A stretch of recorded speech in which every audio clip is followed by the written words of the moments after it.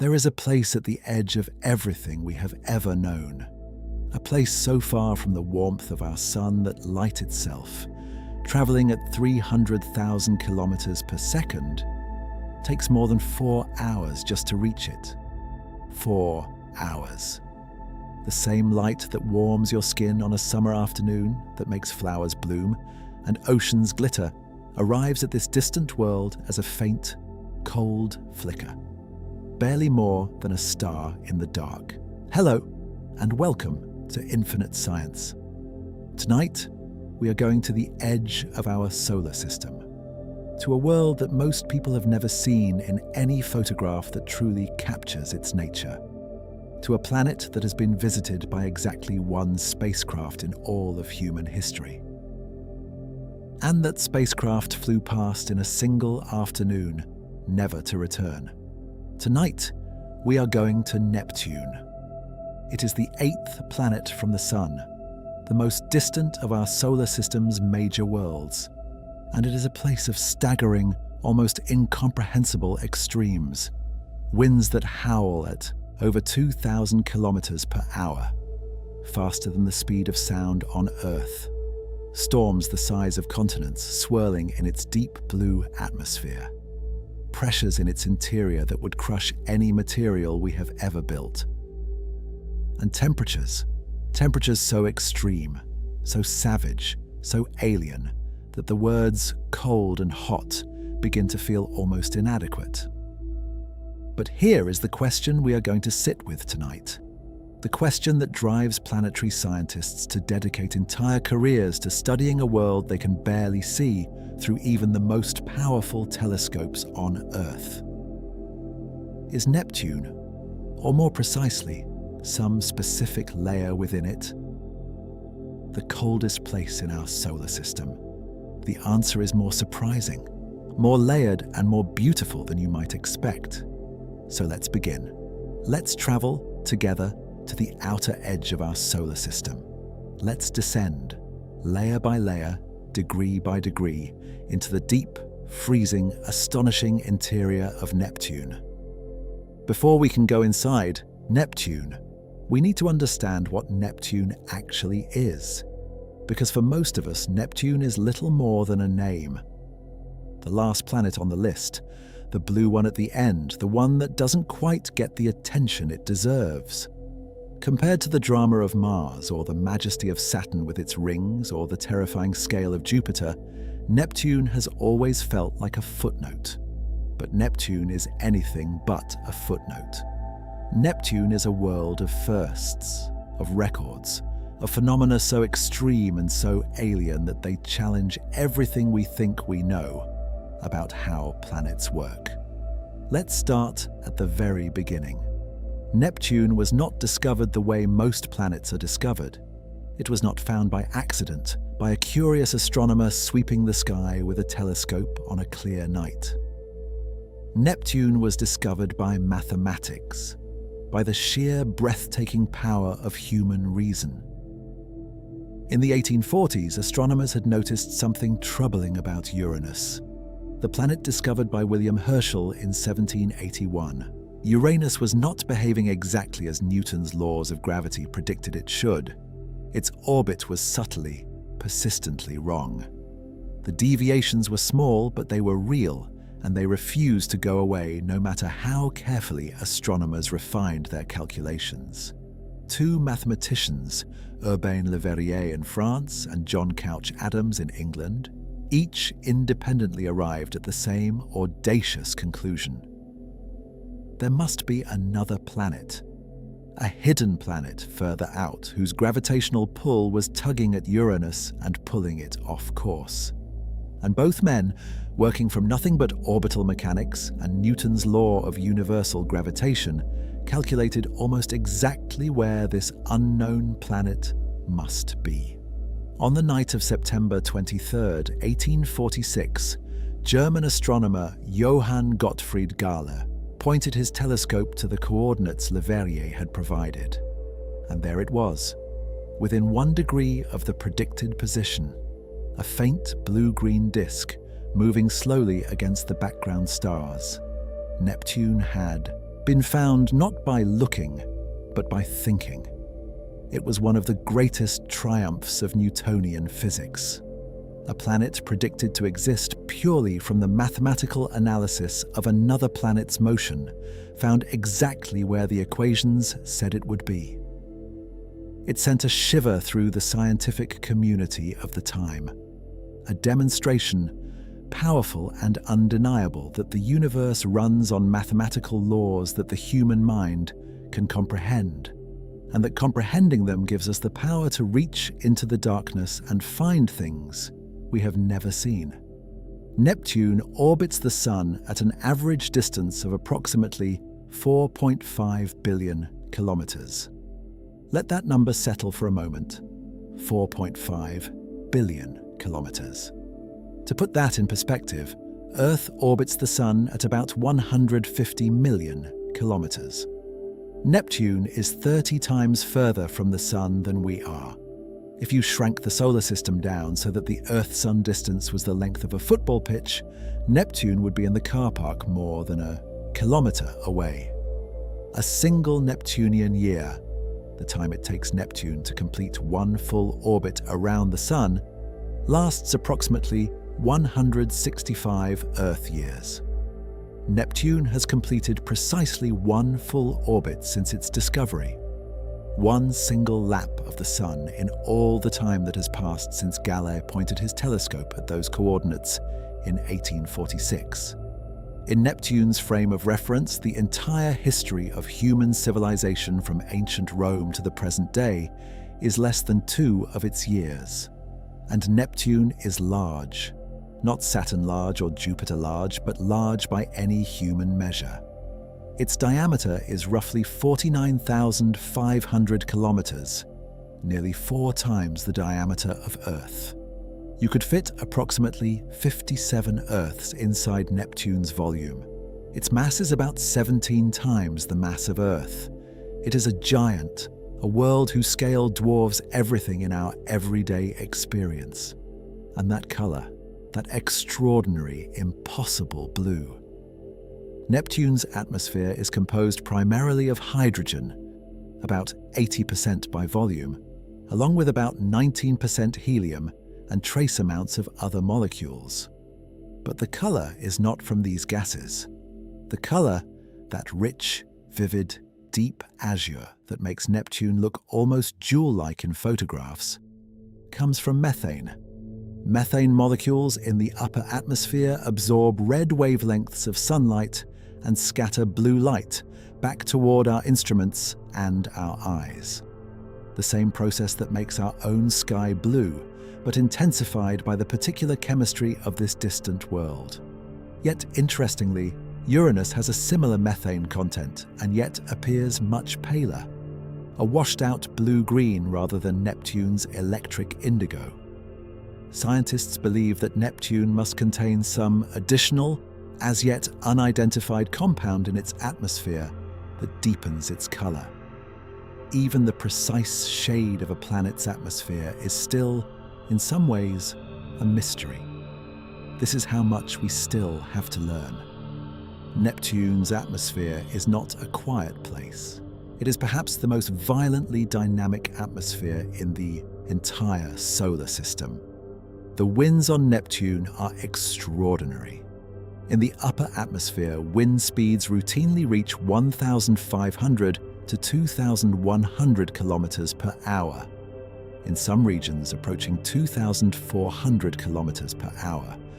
These are winds faster than the speed of sound on Earth.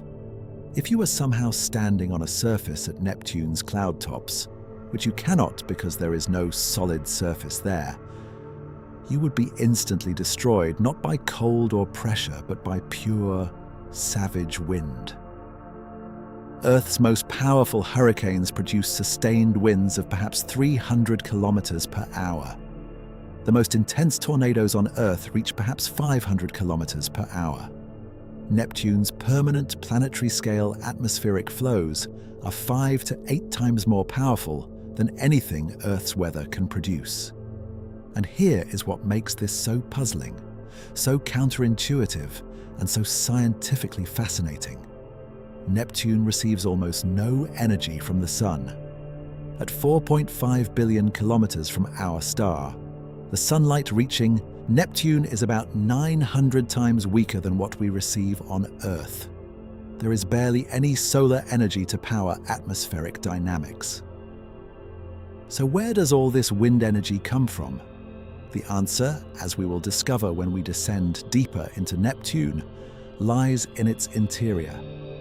Neptune generates its own internal heat, roughly 2.6 times more energy than it receives from the Sun.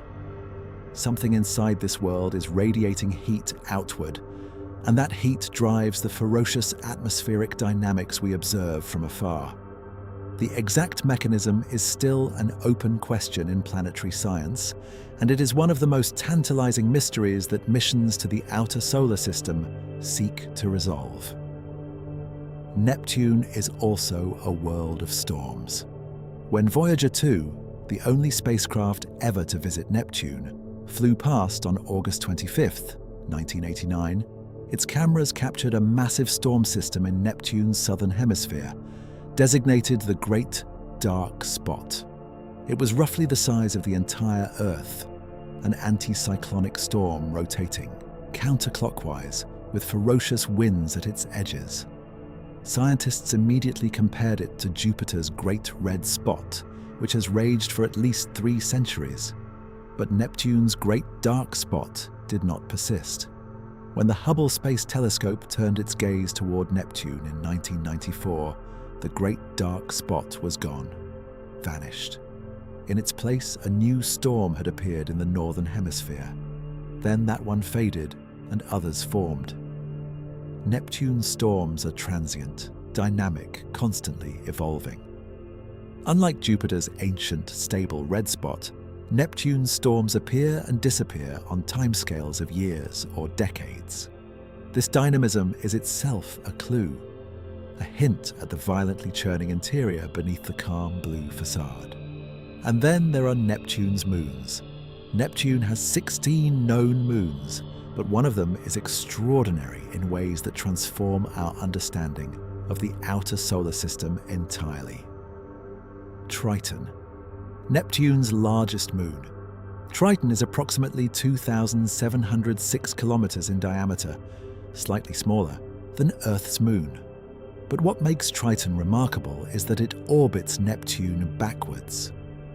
Every other large moon in the solar system orbits its parent planet in the same direction as that planet rotates. Triton orbits in the opposite direction.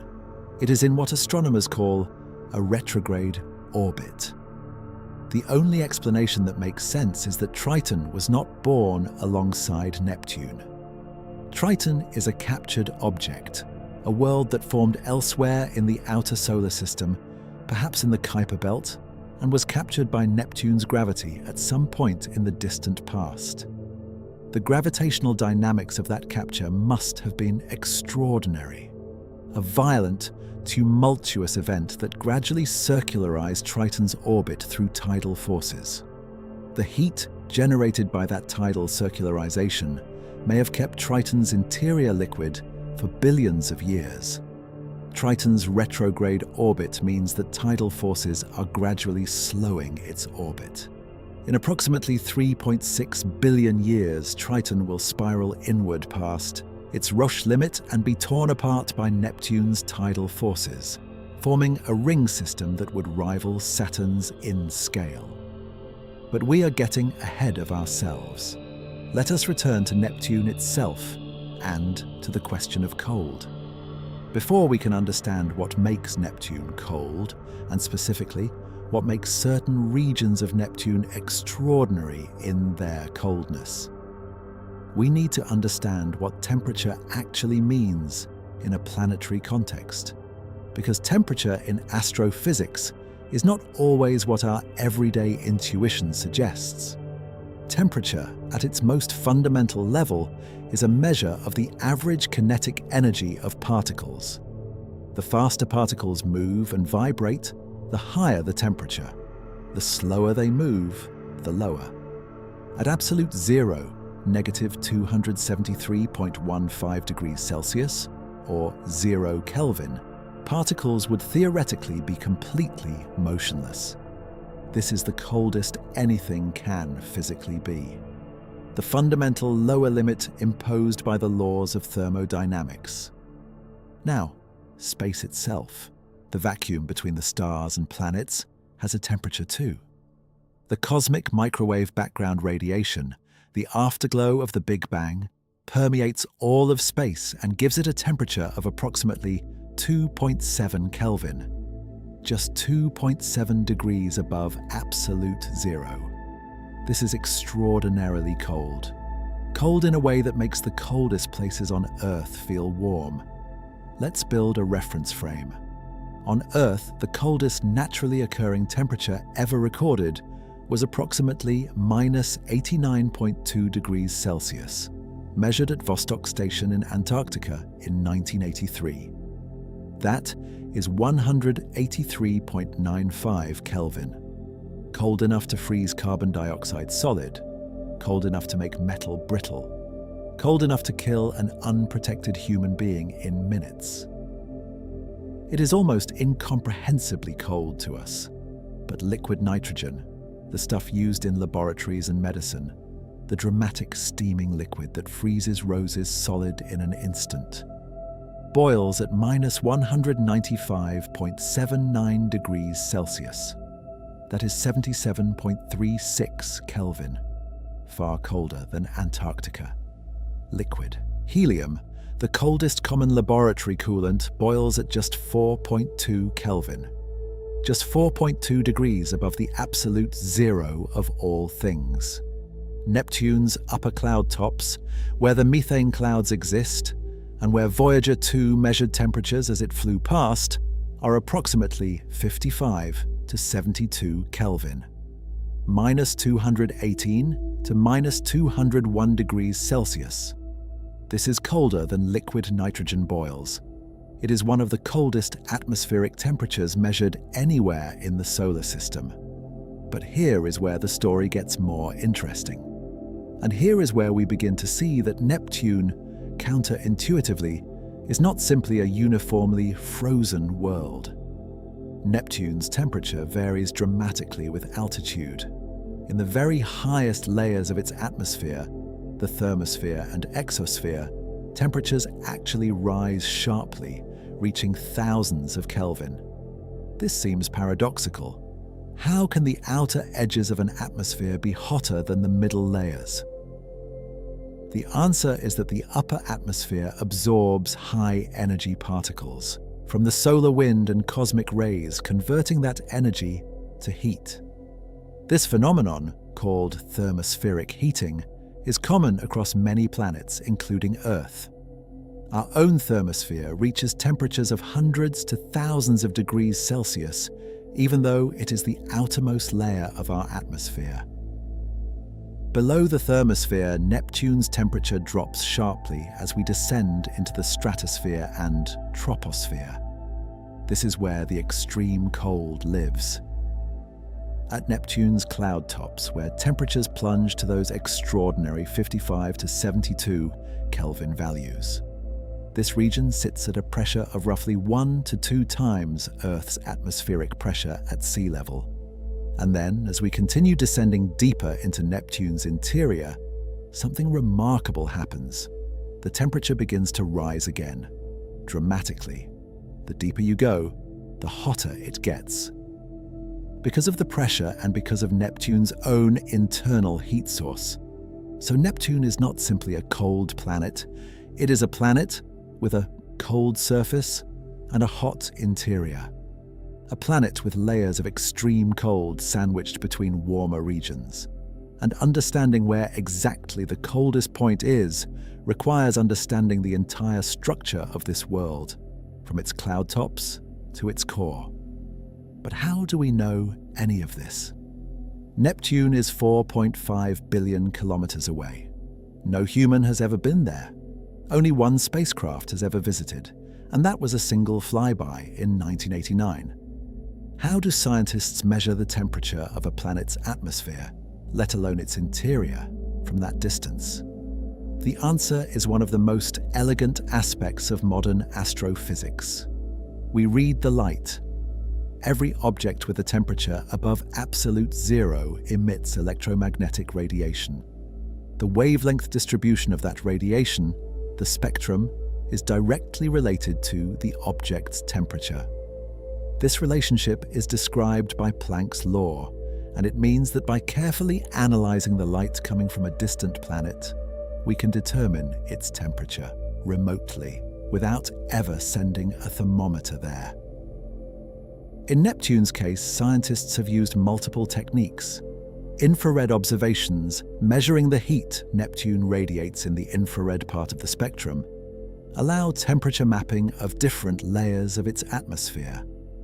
Radio occultation experiments where Voyager 2 passed behind Neptune and scientists analyzed how Neptune's atmosphere bent the radio signals from the spacecraft, provided detailed temperature profiles at different depths.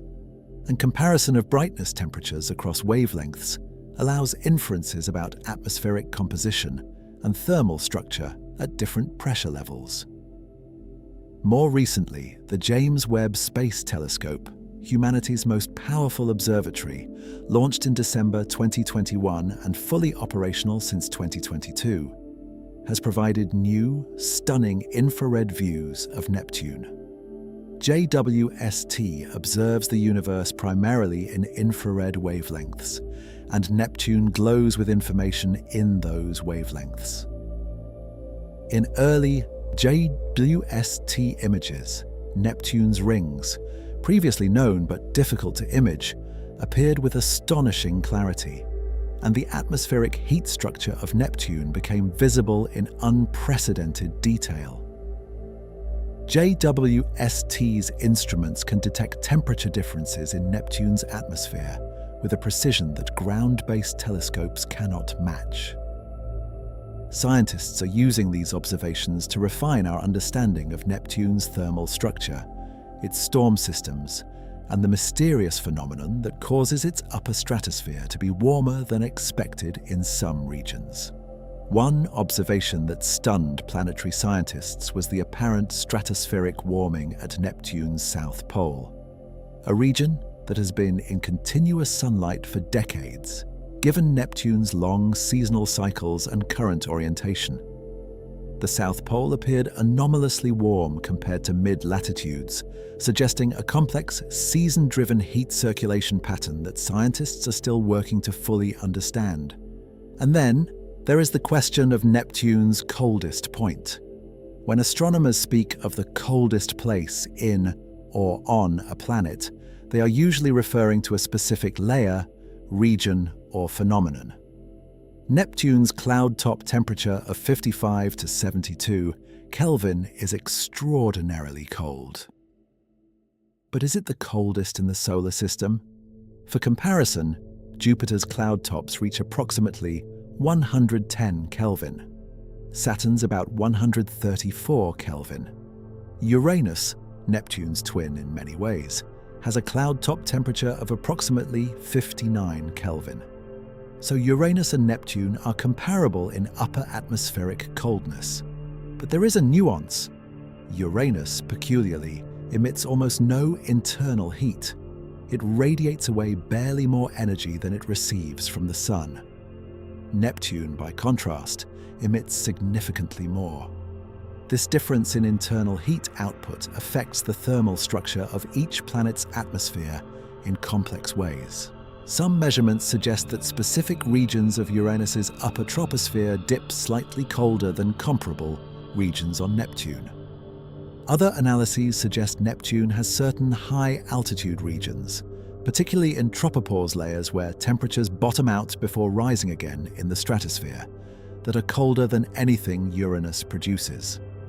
The scientific community continues to debate this, and more precise measurements, ideally from a dedicated orbiting spacecraft at Neptune, which does not currently exist, would help settle the question. But there is another location in the outer solar system that we should mention: Triton, Neptune's captured moon. Triton has a surface temperature of approximately 38 Kelvin, minus 235 degrees Celsius. This makes it one of the coldest surfaces in the entire solar system. The only solid body in the solar system known to be colder is Pluto, which under certain orbital conditions can dip to roughly 33 to 40 Kelvin. And lurking beyond them in the deep outer solar system, some of the small Kuiper Belt objects and Oort cloud bodies exist at temperatures approaching 10 to 30 Kelvin, within a few degrees of the cosmic background radiation. But within the neighborhood of Neptune, within the domain of this extraordinary blue giant and its moons, we find some of the coldest temperatures measured anywhere within the Sun's gravitational influence. That is remarkable, that is worth sitting with, and it is just the beginning of what makes Neptune scientifically extraordinary. Let us go inside. This is the journey that no spacecraft has yet taken, and perhaps never will take, at least not in our lifetimes. The interior of Neptune is inaccessible to direct observation. No probe can survive the pressures inside. No material we can build can withstand what lies beneath those blue clouds.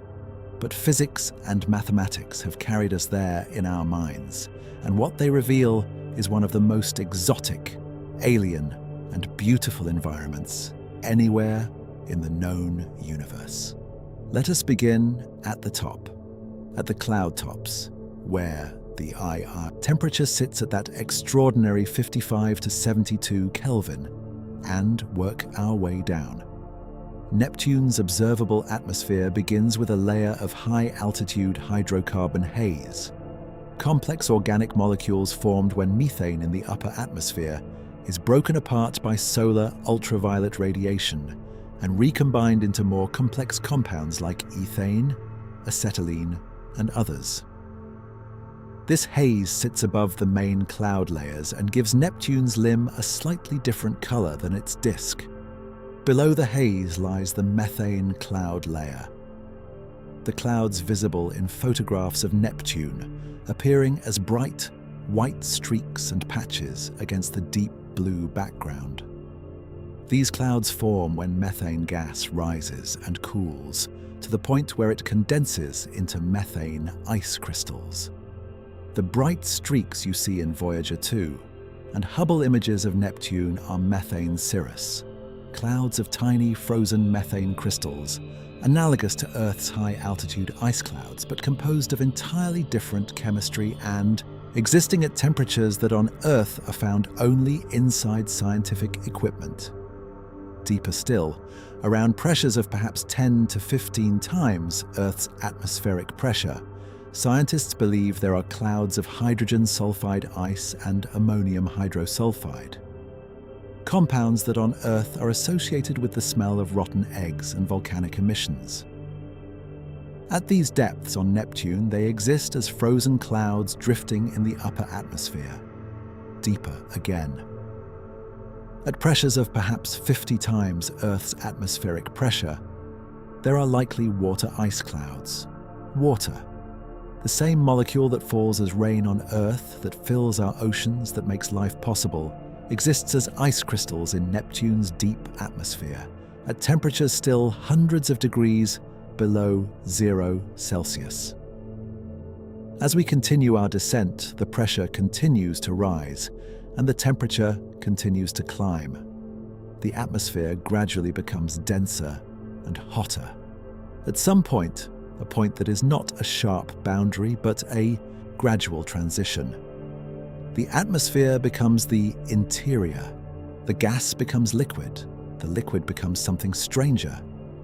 Beneath Neptune's atmosphere lies what scientists call an ice layer, though this name is deeply misleading. And if you are imagining a frozen, crystalline layer of ice like an Arctic ice cap, you need to completely release that image from your mind. At the temperatures and pressures found at these depths, temperatures of thousands of Kelvin and pressures of hundreds of thousands to millions of times Earth's atmospheric pressure, water, ammonia, and methane do not exist as the familiar substances of our experience. They exist in what is called a superionic, or supercritical, or even plasma-like state depending on the exact conditions. These are states of matter that have no simple equivalent in everyday life. Imagine water that is simultaneously liquid and solid, a state called superionic water, or ice 7, or even stranger phases, where the oxygen atoms form a crystalline lattice, while the hydrogen atoms move freely through it like a liquid. This exotic state of water has been produced in laboratories here on Earth using shock compression experiments, firing lasers at tiny water samples to generate the extreme conditions found inside planetary interiors. The results were extraordinary and confirmed theoretical predictions. Superionic water is real, it conducts electricity, and it is likely abundant inside ice giant planets like Neptune and Uranus. The mixture of water, ammonia, and methane that forms Neptune's deep interior is sometimes called a warm, dense fluid, a state that combines properties of liquids and dense ionic plasmas. It is under extreme pressure, enough to crush any material we have ever built. And at temperatures of thousands of Kelvin. The ice in ice giant refers not to cold ice, but to the icy composition of these molecules in the original protoplanetary disk from which Neptune formed. Neptune is not particularly cold on the inside. It is roasting. This deep water ammonia layer extends through a substantial fraction of Neptune's interior. It is the dominant component of the planet's mass, and it has extraordinary properties that affect everything from Neptune's magnetic field to its ability to generate internal heat. One of the most extraordinary things Voyager 2 discovered during its 1989 flyby of Neptune was the nature of its magnetic field.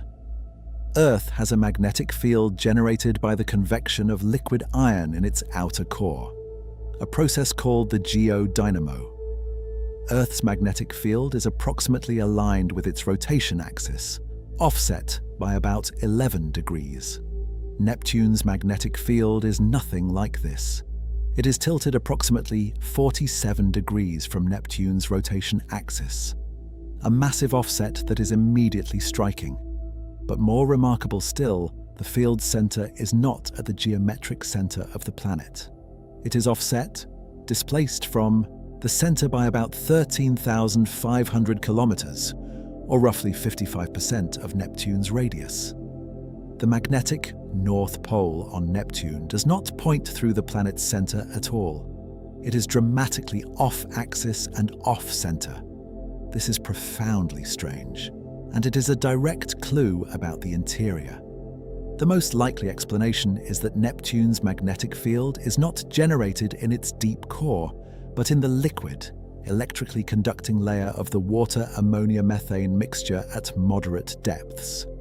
Not in the deepest interior, but in an intermediate shell. Because this shell is irregularly shaped and the convective patterns within it are geometrically complex, the resulting magnetic field is correspondingly complex and offset.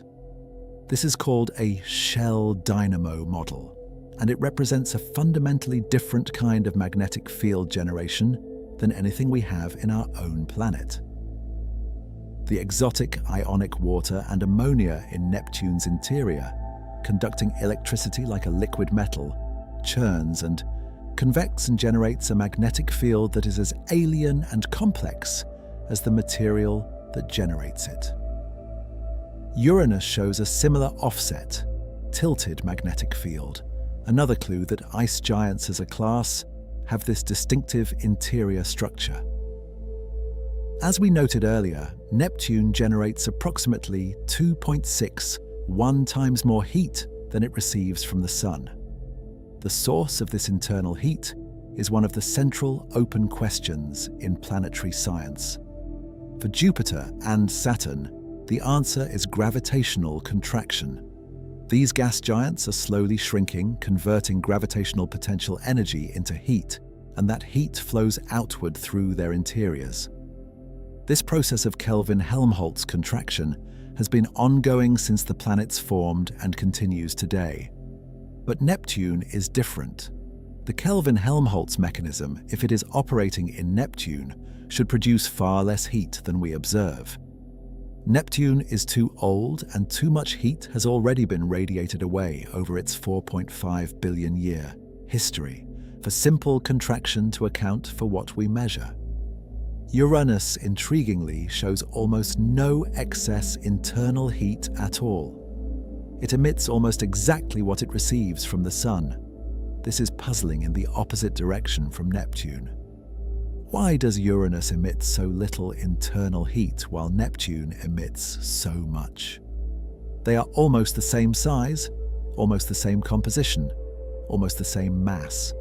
They were formed in similar regions of the solar system, yet their internal heat budgets are radically different. Some scientists have proposed that Uranus suffered a massive collision early in its history, a glancing blow from a large impactor that dramatically disrupted its internal heat flow, perhaps by creating a layer in its interior that acts as an insulating blanket, trapping heat rather than allowing it to convect outward. Neptune, not having suffered such a collision, or having suffered a more direct one that did not disrupt heat flow in the same way, continues to release its internal heat normally. Other explanations have been proposed. Some involve helium rain, the precipitation of helium droplets through a denser hydrogen layer, releasing gravitational energy as heat. Some invoke phase transitions in the interior, changes in the state of water or ammonia that release latent heat. Some invoke exotic processes like the differentiation of heavy elements sinking towards the core. The truth is, we do not know for certain. And this uncertainty is not a failure of science. It is science working exactly as it should. We have observed something we cannot yet fully explain. We are building models. We are making predictions. We are designing future missions. We are thinking. And now we reach perhaps the most extraordinary, most poetic, most astonishing proposed phenomenon in the entire interior of Neptune: diamond rain. In 1999, theoretical physicist Marvin Ross proposed that the extreme temperatures and pressures in the interiors of Uranus and Neptune could do something extraordinary to methane. Methane, carbon bonded to 4 hydrogen atoms, is stable under ordinary conditions, but at the temperatures of thousands of Kelvin and pressures of millions of atmospheres found deep inside Neptune, methane should break down. The hydrogen and carbon atoms separate. And then, under those crushing pressures, the carbon atoms do something remarkable. They crystallize. Carbon under extreme pressure forms diamond, the diamond lattice. The most hardened arrangement of carbon atoms, the arrangement that makes diamonds the hardest natural material on Earth, is thermodynamically favored under conditions of extreme pressure. And inside Neptune, those conditions exist over an enormous volume of the planet. The theoretical prediction, developed through decades of increasingly sophisticated modeling, is that inside Neptune's interior, it rains diamonds. Solid crystalline diamonds, formed from the carbon atoms released by the breakdown of methane, fall through the liquid water ammonia interior like hailstones falling through our own atmosphere. They descend toward the core, building up a layer of diamond material deep inside the planet. For years, this remained theoretical. Beautiful, compelling, consistent with the physics, but theoretical. Then, in 2017, an extraordinary experiment provided the first laboratory confirmation that something like this could actually happen. A team of scientists at the SLAC National Accelerator Laboratory in California used powerful X-ray lasers from the Linac coherent light source to subject a polystyrene sample, a material chemically similar to the hydrogen-carbon mix inside ice giants, to pressures and temperatures comparable to those found deep inside Neptune and Uranus. The polystyrene was hit with laser pulses that drove a shockwave through the material, generating pressures of more than 150 gigapascals, millions of times atmospheric pressure, and temperatures of several thousand Kelvin. The X-rays simultaneously probed the material, allowing scientists to watch in real time what happened to the carbon atoms. And the result was striking. The carbon atoms organized into diamond nanocrystals within nanoseconds. The diamonds formed. The hydrogen was simultaneously released and rose through the mixture. This was not identical to what happens inside Neptune. The experiment lasted nanoseconds rather than geological timescales, and the pressures and temperatures were not a perfect match. But it demonstrated that the fundamental chemistry works. That carbon under these extreme conditions does indeed form diamond. That the physics of diamond rain inside an ice giant is real. Deep inside Neptune, a planet 4.5 billion kilometers away, invisible to the naked eye, never visited by humans, it may be raining diamonds. Crystalline carbon jewels, each perhaps a few nanometers to possibly millimeters in size, precipitating through a liquid interior of superheated, superpressured water and ammonia, drifting downward through thousands of kilometers of exotic matter, accumulating around the planet's core in a layer of the hardest natural material in our solar system. If Neptune has been doing this for 4.5 billion years, the diamond layer around its core could be substantial. Some estimates suggest it might be thousands of kilometers thick, a shell of diamond surrounding the planet's rocky iron core.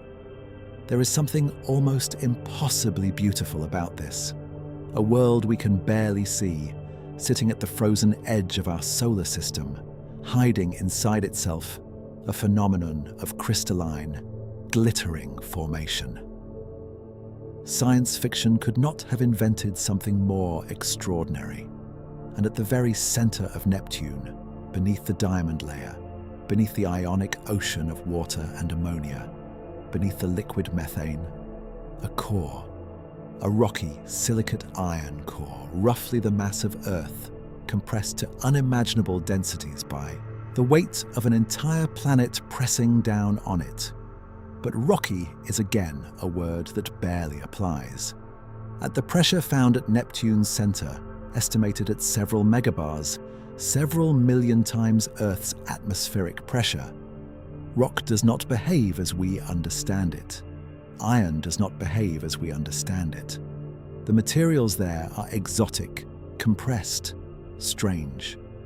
The pressure is so extreme that the electronic structure of atoms is altered. The behavior of matter in that regime is something we can model mathematically, but that we have no direct physical intuition for. The temperature at Neptune's core is estimated at approximately 5,100 to 7,000 Kelvin, roughly comparable to the surface temperature of our Sun.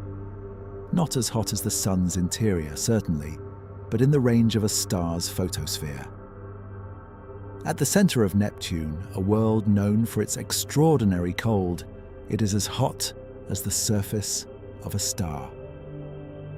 This is the full paradox of Neptune, a world that looks cold, azure, and serene from the outside.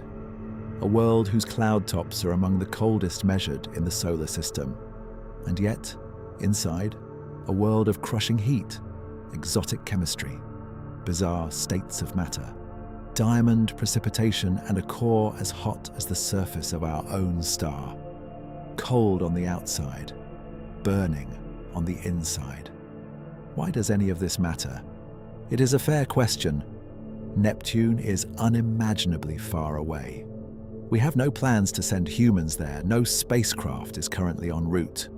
The practical consequences of understanding Neptune's interior seem, from the outside, remote from the concerns of our daily lives. And yet, the science of Neptune, and of ice giants in general, is some of the most important planetary science being done today. Here is why. The story of how planets form is one of the central puzzles of astrophysics. we have a broad picture, a disk of gas and dust surrounding a young star, gradual accretion of dust into pebbles, pebbles into rocks, rocks into planetesimals, planetesimals into planetary cores. Beyond the frost line and the distance from a star where water can exist as ice, these cores grow large enough to capture gaseous envelopes of hydrogen and helium from the surrounding disk. But the details of this process are still deeply uncertain, and Neptune and Uranus present a particular puzzle. Current models of planetary formation have significant difficulty explaining how Uranus and Neptune formed at all. At the distances where they orbit, the solar system's protoplanetary disk was much thinner and less dense than the inner regions. The timescales for accretion at those distances, the time it takes for collisions to build up planetary mass bodies, should be longer than the age of the solar system. The disk dissipates before a planet that size should be able to form. This is sometimes called the ice giant problem, and it has driven several competing theories. One proposal is that Uranus and Neptune actually formed much closer to the Sun, where the disk was denser and accretion faster, and were then scattered outward to their current positions by gravitational interactions with Jupiter and Saturn. This is part of the NICE model and its variants, which describe a chaotic early solar system in which the giant planets migrated substantially from their original positions. Another proposal involves more rapid mechanisms, streaming instabilities in the disk that concentrate solid material faster than classical models predict. Pebble accretion, where planetary cores grow rapidly by sweeping up centimeter-scale pebbles rather than waiting for rare, large impactors. Understanding Neptune's interior composition, how much rock versus ice it contains, how the layers are structured, whether the core is undifferentiated or has complex chemistry, provides direct constraints on these formation models. The internal structure is a fossil record of how Neptune was built. Here is a fact that should stop you cold. The most common type of planet found in our galaxy so far, as revealed by missions like Kepler and TESS, and by ground-based radial velocity surveys, is neither gas giant, Jupiter/Saturn type, nor rocky terrestrial planet, Earth/Mars type, but something in between. A class of planets called sub-Neptunes or super-Earths, worlds between roughly 1.5 and 4 times Earth's radius. These worlds are, in many cases, likely very similar in structure to Uranus and Neptune. They are ice giants, or at least ice giant-like. They may have thick hydrogen-helium atmospheres surrounding water-rich mantles, exotic chemistry, bizarre states of matter, and they appear to be extraordinarily common in the galaxy, possibly the most common type of planet at all.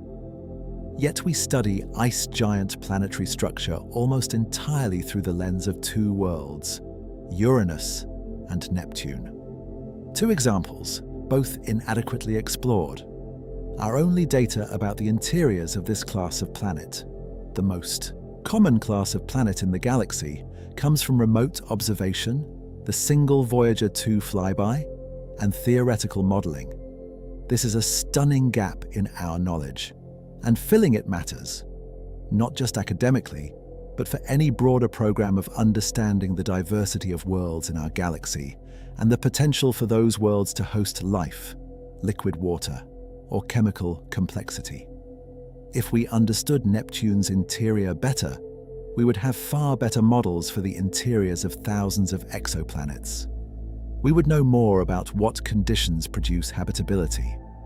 We would understand the chemistry, thermodynamics, and geophysics of a class of world that may number in the hundreds of billions across our galaxy alone.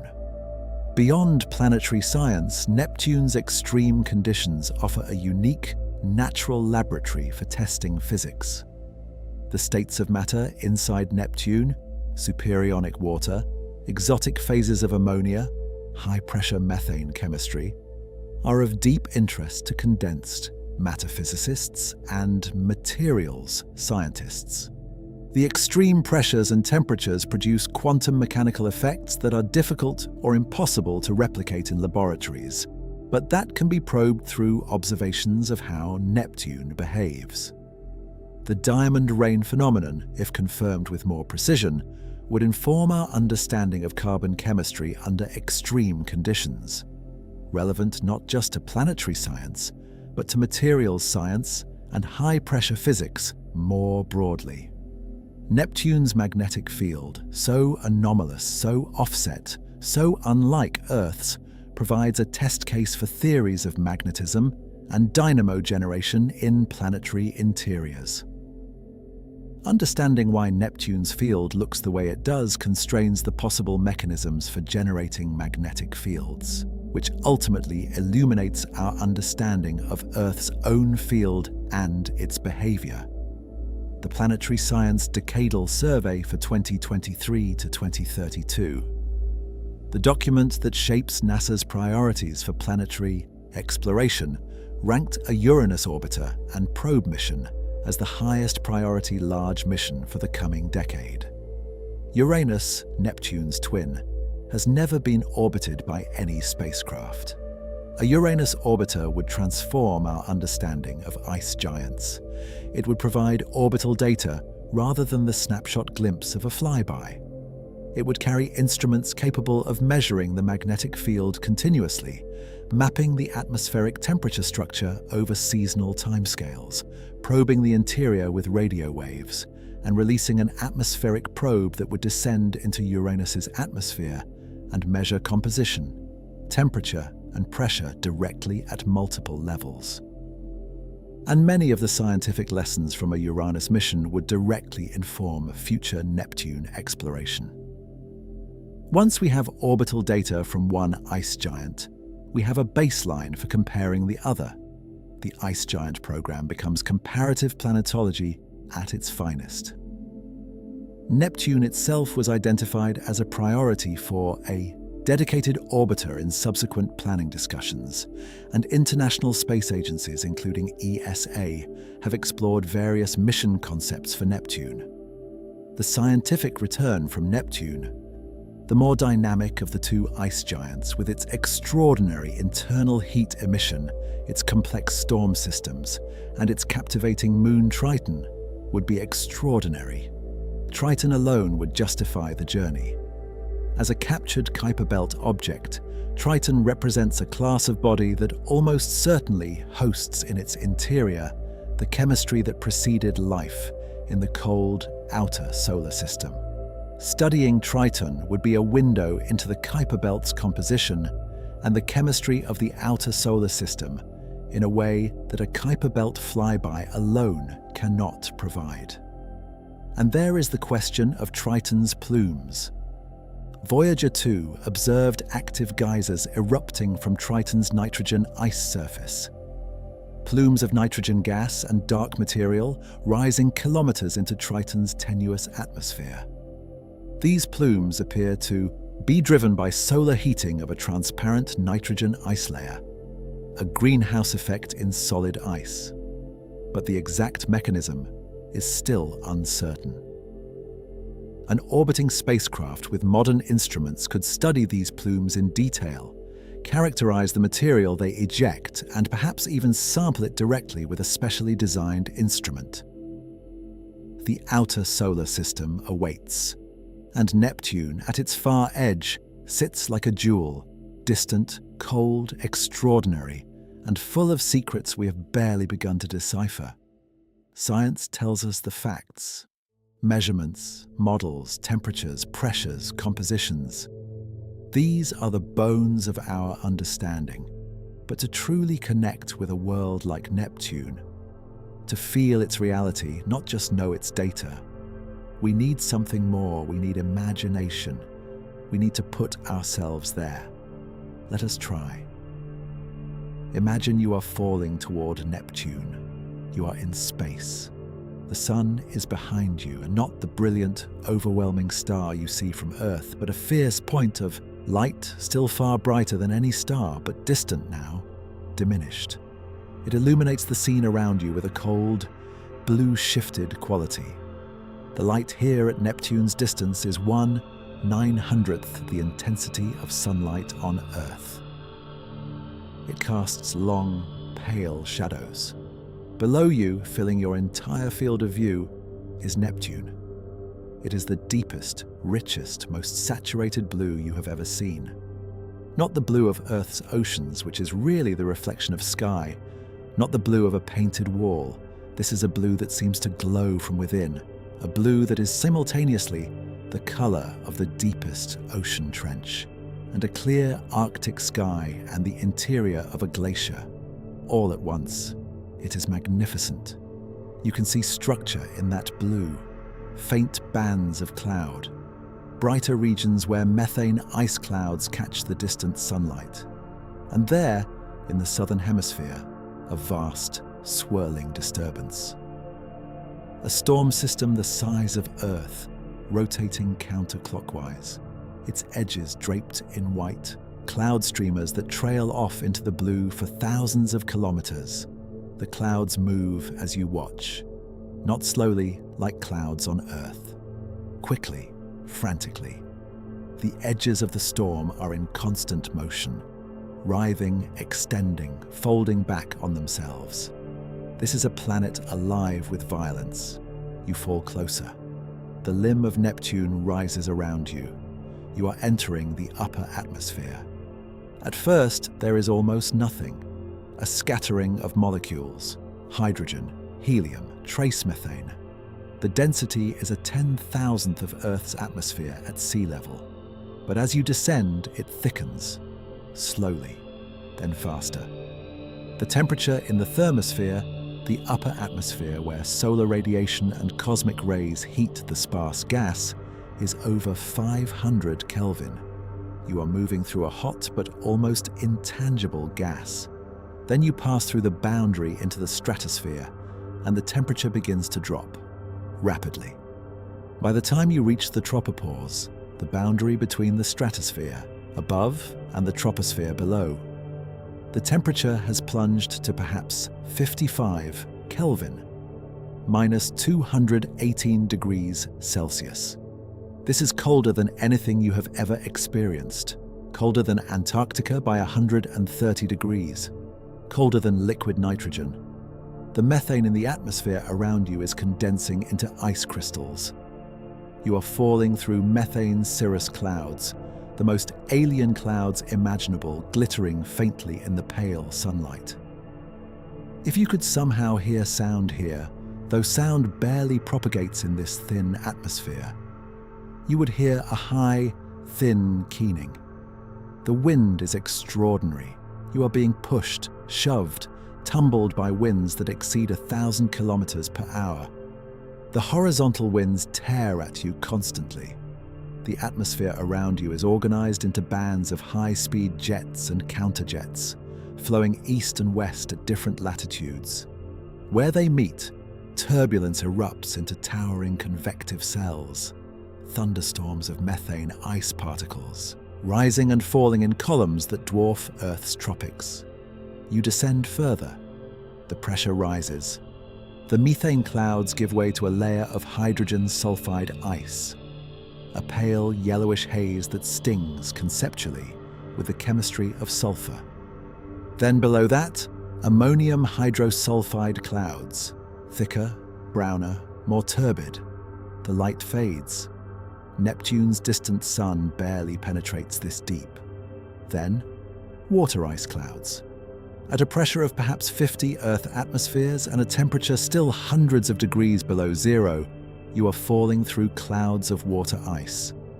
Water, the most familiar molecule in human experience, exists here as pale, crystalline ice particles drifting in a methane-hydrogen atmosphere at 200 Kelvin below zero. Everything about this is alien. Everything about this is extraordinary. You keep descending. The pressure rises exponentially. The temperature begins to climb now. Neptune's internal heat is flowing outward, and you are moving against that flow into warmer territory. At pressures of perhaps 10,000 times Earth's atmospheric pressure, the atmosphere around you has transformed. It is no longer really an atmosphere. It is too dense for that word to mean anything. It is a fluid, a supercritical fluid of hydrogen and helium, gradually transitioning into something else as the density increases further. Then, at greater depths, the chemistry changes. You are entering the water-ammonia layer, the icy interior. But there is nothing icy about it here. At temperatures of thousands of Kelvin and pressures of millions of atmospheres, water is not ice. It is not even ordinary liquid. It is supersonic water, a crystalline lattice of oxygen atoms through which hydrogen nuclei flow like a liquid. It conducts electricity. It glows faintly with the energy of its own thermal agitation. The fluid around you is dense beyond any terrestrial reference point. It flows and churns in vast convective cells, enormous columns of material rising from below, heated by the core and descending again as it cools. This convection is what drives Neptune's magnetic field. You are inside the dynamo. You are inside the generator of the extraordinary, tilted, offset magnetic field that puzzled Voyager 2's instruments. And then you see it, falling through the ionic ocean around you, catching the faint glow of the hot interior, are diamonds. Small ones, nanometers to millimeters, but unmistakable. Carbon atoms released from methane molecules crushed by the extraordinary pressure, organized into the diamond lattice by thermodynamics. They fall like rain through the liquid interior of the planet, spiraling and tumbling, catching the light in tiny prismatic flashes. Diamond rain, real, here, in this impossible place. The diamonds accumulate on the surfaces of convective plumes, are carried downward, sink through the denser fluid, and eventually settle around the core, building over billions of years, a layer of crystalline diamond that no human eye has ever seen and perhaps never will. You descend further and the temperature climbs further, 5,000 Kelvin, 6,000. The pressure reaches levels that have no name in everyday language. The material around you is no longer classifiable by any familiar phase. It is dense, hot, compressed, exotic. And then you reach the core, rocky, iron, compressed to incredible density, radiating heat outward through all those layers, maintaining the dynamic, churning system above it. You are at the center of Neptune. It is as hot as the surface of the sun. This is the place that drives the diamond rain, that powers the storms on the cloud tops, that drives the magnetic field, that heats the interior and sends that heat outward through thousands of kilometers of exotic matter. This is the engine at the heart of the coldest-looking planet in our solar system. And above you, above all those layers of exotic chemistry and extreme physics, the cloud tops are still 55 Kelvin, still impossibly cold, still impossibly blue. Neptune contains within its own body a temperature range that spans from the coldest measured atmospheric temperatures in the solar system to conditions comparable to a stellar surface. Hot and cold coexist. Extreme and extreme, separated by layers of exotic matter, pressure gradients, and the extraordinary physics of planetary interiors. If you had to choose one planet in our solar system that best embodies the full range of physical extremes, from the deep cold of the outer solar system to the intense heat of a planetary core, from the gentle beauty of blue clouds to the fierce violence of diamond-generating pressures, it would be Neptune. It would always be Neptune. We cannot leave Neptune's neighborhood without spending time on Triton, because Triton is, in many ways, as extraordinary as Neptune itself. And Triton is directly relevant to our investigation of cold, because Triton is one of the coldest solid surfaces in the solar system. At 38 Kelvin, minus 235 degrees Celsius, Triton's surface is so cold that nitrogen, which makes up most of Earth's atmosphere, freezes solid there. The surface is covered in nitrogen ice, with deposits of methane ice and carbon dioxide ice. The landscape, as Voyager 2's cameras revealed in 1989, is extraordinary. A pinkish-white terrain marked by dark streaks and smears, the residue of active geysers. And a complex geological surface that suggests a relatively young age, with few impact craters compared to what you would expect for a body of its size and age. Those dark streaks are extraordinary. They extend downwind from point sources on the surface, the sites of active geysers, and travel for hundreds of kilometers across the nitrogen ice plains. Voyager 2 actually photographed active plumes erupting from Triton's surface, columns of nitrogen gas and dark material rising up to 8 kilometers into the tenuous atmosphere, then being swept downwind into those distinctive dark streaks. Triton's geysers are not volcanically driven. They are solar-powered in the most indirect, elegant way possible. The surface of Triton is covered in transparent nitrogen ice. Sunlight, weak as it is at Neptune's distance, penetrates that transparent ice and is absorbed by the darker material beneath it. The nitrogen ice acts as a greenhouse, trapping heat below the ice surface.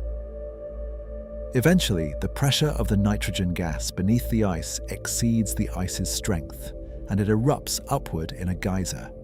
It is a solar-powered geyser on a world so cold that nitrogen freezes. The faintest whisper of sunlight, filtered through ice, generating enough energy to erupt a column of gas kilometers into the sky. Looking up from Triton's surface, Neptune fills a significant fraction of the sky. Enormous, blue, swirling. It is the single most otherworldly view available to any hypothetical observer in our solar system, standing on a frozen world of nitrogen ice while an enormous blue giant hangs above, its clouds visibly moving, its storms spinning. Triton's atmosphere is extraordinarily thin, a surface pressure of about 14 microbars, roughly 70,000 times thinner than Earth's atmosphere at sea level. Yet it is complex. Nitrogen with traces of methane and carbon monoxide. There are high-altitude haze layers. There are clouds, nitrogen ice clouds, forming at certain times of year as Triton's seasons change. Because of its retrograde orbit, Triton experiences unusual seasonal cycles driven by the combined effects of Neptune's orbital inclination, Triton's own orbital inclination around Neptune, and the tilt of the Neptune-Triton system relative to the Sun. Different regions of Triton experience extended periods of sunlight, followed by extended periods of darkness, in patterns that repeat over hundreds of Earth years. These seasonal cycles mean Triton's surface is constantly changing. Nitrogen ice sublimates in summer, migrates through the atmosphere, and refreezes in winter. Surface features change. Geysers may activate and deactivate. The distribution of different ices shifts across the surface on geological timescales. But perhaps the most profound reason Triton matters is what it represents: a sample of the outer solar system. Triton almost certainly originated in the Kuiper Belt, the vast disk of icy bodies extending from roughly 30 to 50 astronomical units from the Sun, beyond the orbit of Neptune. This is the region that includes Pluto, Eris, Makemake, Haumea, and thousands of smaller bodies. By orbiting Neptune, Triton gives us a large, accessible, relatively close example of a Kuiper Belt object.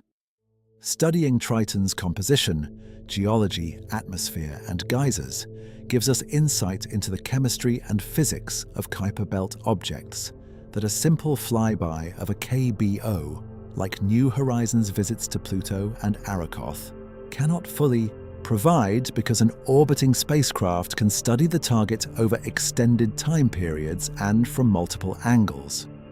Triton's density suggests it has a significant rocky component, roughly half rock, half ice by mass.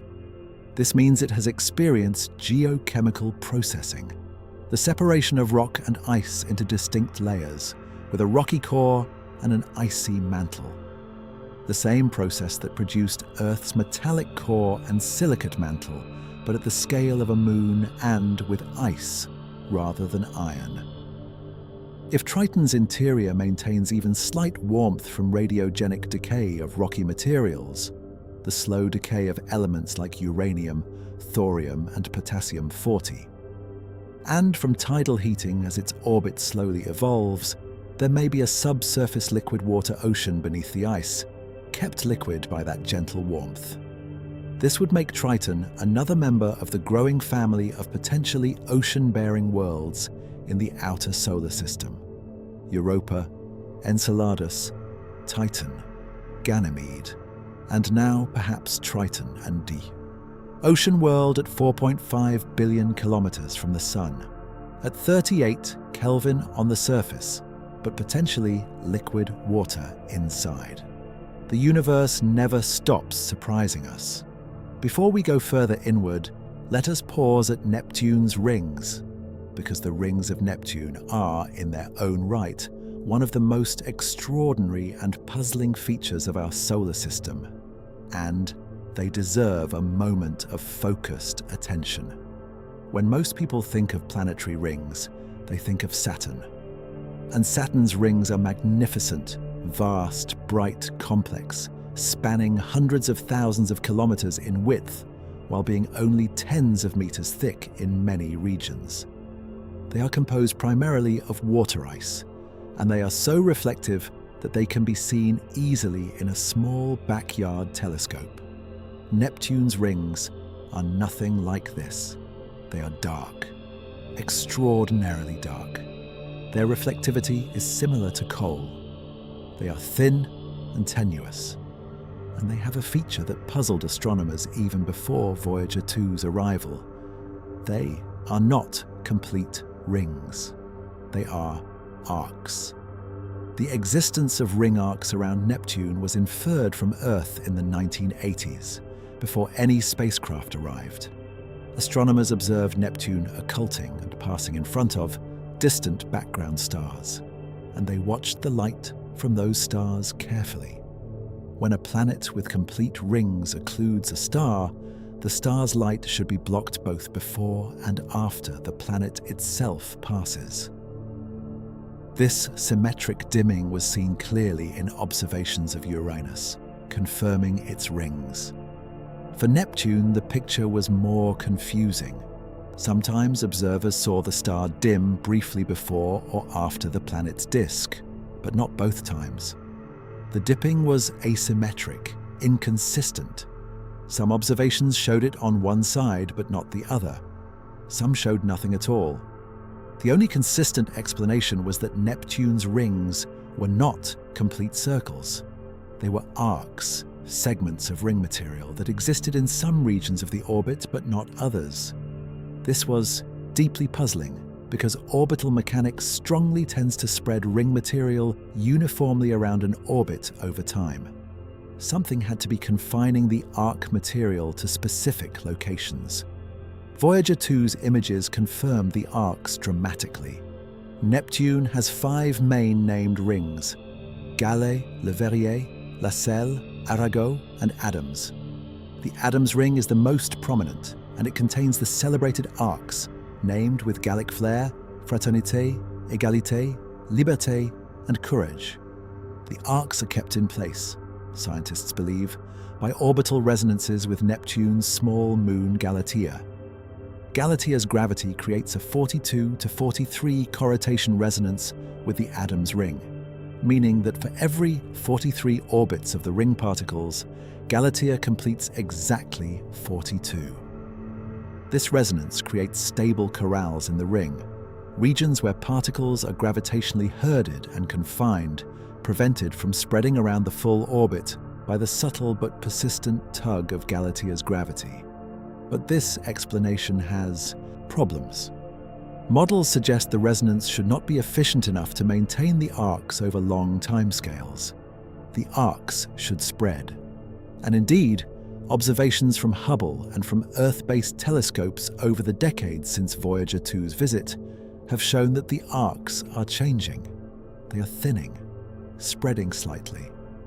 The Liberté arc, which was one of the brightest in 1989, had almost disappeared by the time of Hubble observations in the 2000s.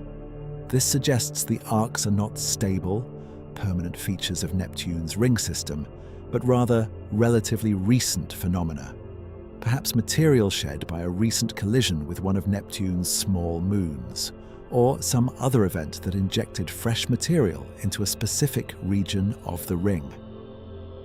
JWST's infrared observations of Neptune, released in 2022, revealed the rings with astonishing clarity that Hubble had never achieved. The full ring structure, including the fainter rings invisible to Hubble, appeared sharp and bright against the dark infrared background where Neptune itself appeared relatively dark due to methane absorption. In visible light, Neptune outshines its rings. In infrared, the contrast reverses, and the rings glow while the planet dims. The JWST images also revealed that the rings are compositionally complex. Their infrared reflectance suggests a mixture of dark organic material, silicate dust, and other components. The darkness of Neptune's ring material is similar to the darkness of Neptune's inner small moons, suggesting that the ring particles and the moons share a common origin, likely the gradual erosion of small moonlets by micrometeorite impacts and tidal forces. There is a poetic connection between the rings and the rest of our Neptune story. The dark, organic-rich material in Neptune's rings is chemically related to the complex organic chemistry of the outer solar system. The same cold conditions that preserve prebiotic chemistry in the Kuiper Belt and in Triton's surface also help preserve the organic-rich material in Neptune's rings. They are all part of the same cold, chemically rich outer solar system environment. And the ring arcs, temporary, dynamic, spreading, remind us again that Neptune is not static, not frozen in any permanent state. It is evolving, changing, a dynamic system whose features unfold over timescales from hours, storms to years, arc evolution to billions of years, Tritons spiral inward. Everything about Neptune moves, everything changes, even its rings. The rings of Neptune are, in a way, a metaphor for the whole planet, invisible to the naked eye, difficult to detect from Earth, dark and subtle, puzzling even to careful observers. And yet, when the right instruments and the right understanding are brought to bear, extraordinary. Like everything about Neptune, the rings repay close attention. Like everything about Neptune, they reveal, under scrutiny, depths of complexity and dynamism that their initial, quiet appearance entirely conceals. The atmosphere of Neptune is a chemical factory operating at conditions that have no precise parallel anywhere in our direct experience. To understand Neptune's weather, its color, its storms, and its extraordinary dynamism, we need to go deeper into the chemistry and physics of its atmospheric layers. Neptune's atmosphere, by volume, is approximately 80% molecular hydrogen, 19% helium, and about 1.5% methane with traces of hydrogen deuteride, ethane, acetylene, and a complex zoo of photochemical products at higher altitudes. This is broadly similar to Uranus, though the trace constituent abundances differ in ways that planetary scientists find telling. The methane is key, not just to Neptune's color, but to its entire atmospheric chemistry. In the deep troposphere, methane exists as a gas. As you rise to cooler levels, it condenses to form methane ice clouds, those bright white streaks visible in photographs. Above the clouds, gaseous. Methane is exposed to ultraviolet light from the sun. Ultraviolet light is energetic enough to break methane apart. The photodissociation of methane produces methyl radicals and other reactive fragments, which then combine in complex ways to produce a hierarchy of more complex hydrocarbons: ethane, acetylene, ethylene, methylacetylene, and others. These molecules are real. They have been detected in Neptune's stratosphere by spectroscopic observations. They form a photochemical haze layer that contributes to the opacity of the upper atmosphere and plays a role in Neptune's stratospheric chemistry and thermal balance. The spatial distribution of these photochemical products is not uniform. They are more abundant at latitudes and altitudes that receive more sunlight, and they drift through the atmosphere under the influence of winds and atmospheric mixing. Tracing their distribution allows scientists to infer the large-scale circulation patterns in Neptune's stratosphere, a kind of chemical weather map of the upper atmosphere. Deeper in the atmosphere, below the methane cloud layer, the chemistry changes. Water vapor is present, though at these atmospheric levels, it is too cold to remain in the gas phase for long. It condenses into water ice clouds. Hydrogen sulfide and ammonia react to form ammonium hydrosulfide clouds. At still greater depths and pressures, different chemical equilibria prevail. One of the fascinating aspects of Neptune's atmospheric chemistry is the question of disequilibrium species. Molecules that should not, according to chemical equilibrium thermodynamics, exist at the levels where they are found. On Jupiter, for example, carbon monoxide is found in much larger abundances than equilibrium chemistry would predict at observable levels. The explanation is vertical mixing. Convective upwelling from deeper, hotter levels where carbon monoxide is the stable form of carbon rapidly carries it upward faster than chemical reactions can convert it back to methane. Neptune shows similar disequilibrium chemistry. Carbon monoxide has been detected in Neptune's atmosphere at levels suggesting both an external source, cometary impacts, and an internal source, vertical mixing from the deep interior. Each of these disequilibrium species is a tracer, a diagnostic tool that tells scientists something about the mixing processes, the chemistry, and the physical structure of the deep atmosphere where direct observations are impossible. The deep atmosphere where pressures reach tens to hundreds of times Earth's atmospheric pressure is a region we cannot directly probe. But the chemistry of the observable atmosphere carries fingerprints of what lies below. Carbon monoxide that rose from the deep interior carries information about the temperature and pressure down there. Photochemical products in the stratosphere carry information about atmospheric circulation. The chemistry tells a story. Scientists are learning to read it.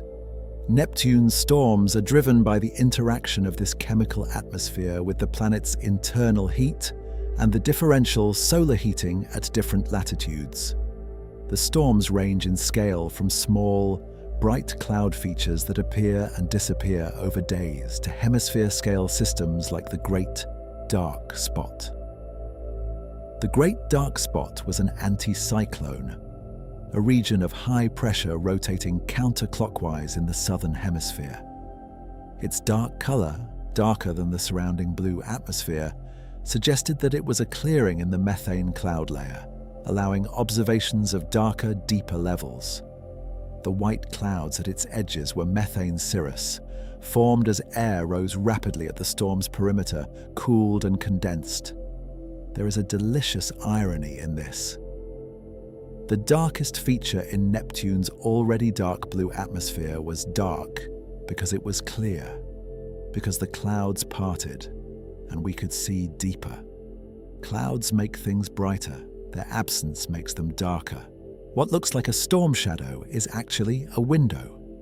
Current storm systems on Neptune, observed by Hubble and JWST, show that the planet remains dynamically active. Dark spots appear and disappear. Bright cloud features race around the planet. In 2018, Hubble observed a new large dark storm system in Neptune's northern hemisphere, which subsequently appeared to shrink and evolve, at one point seeming to split into fragments, before eventually fading. Scientists are using these observations to test models of storm formation and evolution in thick, hydrogen-dominated atmospheres, with implications for understanding the weather of exoplanets in the same class. The comparison with Earth's hurricanes is instructive and humbling. Hurricane Katrina, one of the most destructive storms in American history, had a diameter of roughly 600 kilometers at its peak. Neptune's storm systems can span 10,000 to 40,000 kilometers. The Great Dark Spot was approximately the width of Earth's entire diameter, and Neptune's storms form in an atmosphere with no ocean to fuel them. On Earth, tropical storms derive their energy from the evaporation of warm ocean water. Neptune has no surface ocean, no warm equatorial water, no trade winds driven by Earth-specific geography.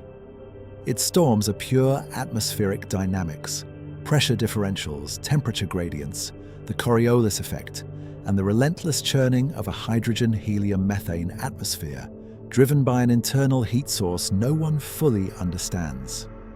The weather of Neptune, as alien as it is, follows the same physical principles as weather on Earth. Differential heating creates pressure gradients. Pressure gradients drive winds.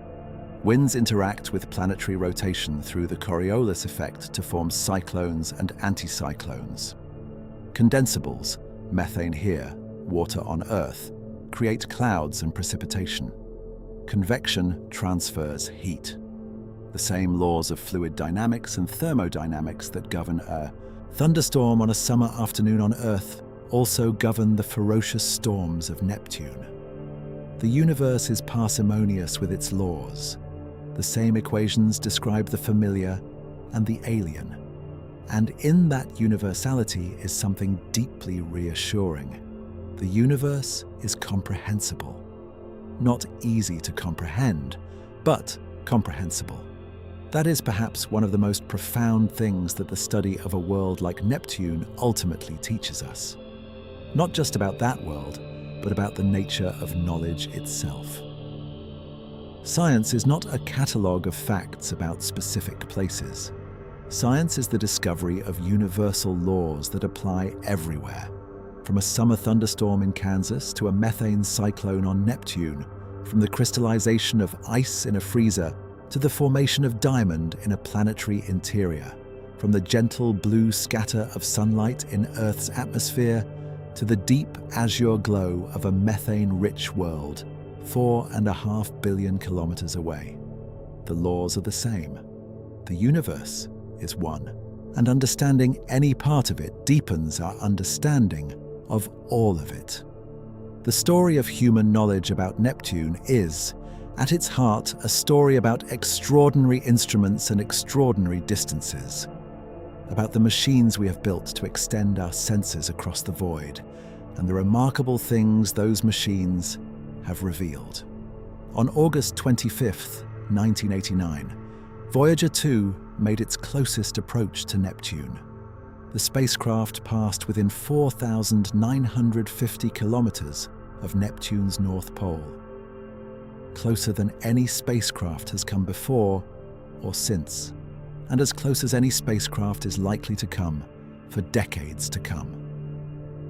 Voyager 2 had already visited Jupiter, 1979, Saturn, 1981, and Uranus, 1986. It was on the Grand Tour, the extraordinary mission made possible by a rare planetary alignment that occurs once every 175 years. And Neptune was its final destination. The flyby lasted effectively a single afternoon in terms of close encounter. In those hours, Voyager 2's instruments worked continuously. Cameras, spectrometers, magnetometers, plasma wave instruments, ultraviolet spectrometers. The data was transmitted across 4.4 billion kilometers to Earth, arriving after a round-trip light travel time of more than 8 hours, and was received by NASA's Deep Space Network antennas. What Voyager 2 revealed was transformative. The Great Dark Spot, the ferocious wind speeds, the offset tilted magnetic field, the active geysers on Triton, the complex ring system.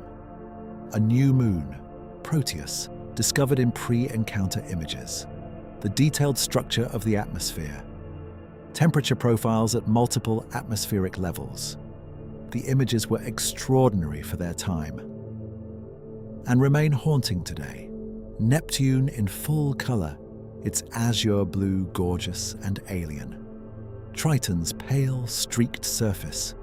The thin arcs of Neptune's rings catching the sunlight in a crescent silhouette. These images expanded human awareness of our solar system in ways that cannot be fully quantified. And then Voyager 2 continued. It is still traveling. At approximately 55,000 kilometers per hour, it is now more than 19 billion kilometers from the Sun in the interstellar medium, beyond the heliopause where the solar wind ends and the true interstellar environment begins.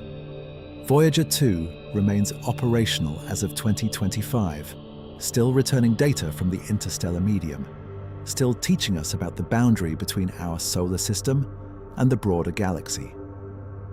It is perhaps the most distant human-made object that is still in contact with Earth. After Voyager 2's departure, the main tool for studying Neptune remotely became the Hubble Space Telescope, launched in 1990. Hubble has provided decades of monitoring of Neptune's atmosphere, tracking storm formation and dissolution, measuring wind speeds, mapping cloud distributions, and watching Neptune's seasonal changes unfold over long timescales. Hubble's observations confirmed that the Great Dark Spot observed by Voyager 2 had disappeared. They revealed new storms forming in the northern hemisphere. They tracked the bright cloud features in Neptune's atmosphere over months and years, measuring their drift and evolution. They measured the wavelength-dependent reflectance of Triton's surface and atmosphere. And they provided something else: time. A long baseline of observations that let scientists see change. Planetary atmospheres evolve, storms form and die, seasonal cycles turn. With decades of Hubble observations, Neptune's atmosphere reveals itself as a dynamic, evolving system rather than a static snapshot. And then, in 2022, the James Webb Space Telescope fundamentally changed what is possible. JWST is the largest space telescope ever built. Its primary mirror is 6.5 meters in diameter. Compared to Hubble's 2.4 meters, it operates primarily in the infrared, which Hubble is largely unable to access. And it is positioned at the Earth-Sun Lagrange, point 2, 1.5 million kilometers from Earth, where it can observe the cold, dark universe without interference from Earth's heat. JWST's first images of Neptune, released in 2022, were immediately extraordinary.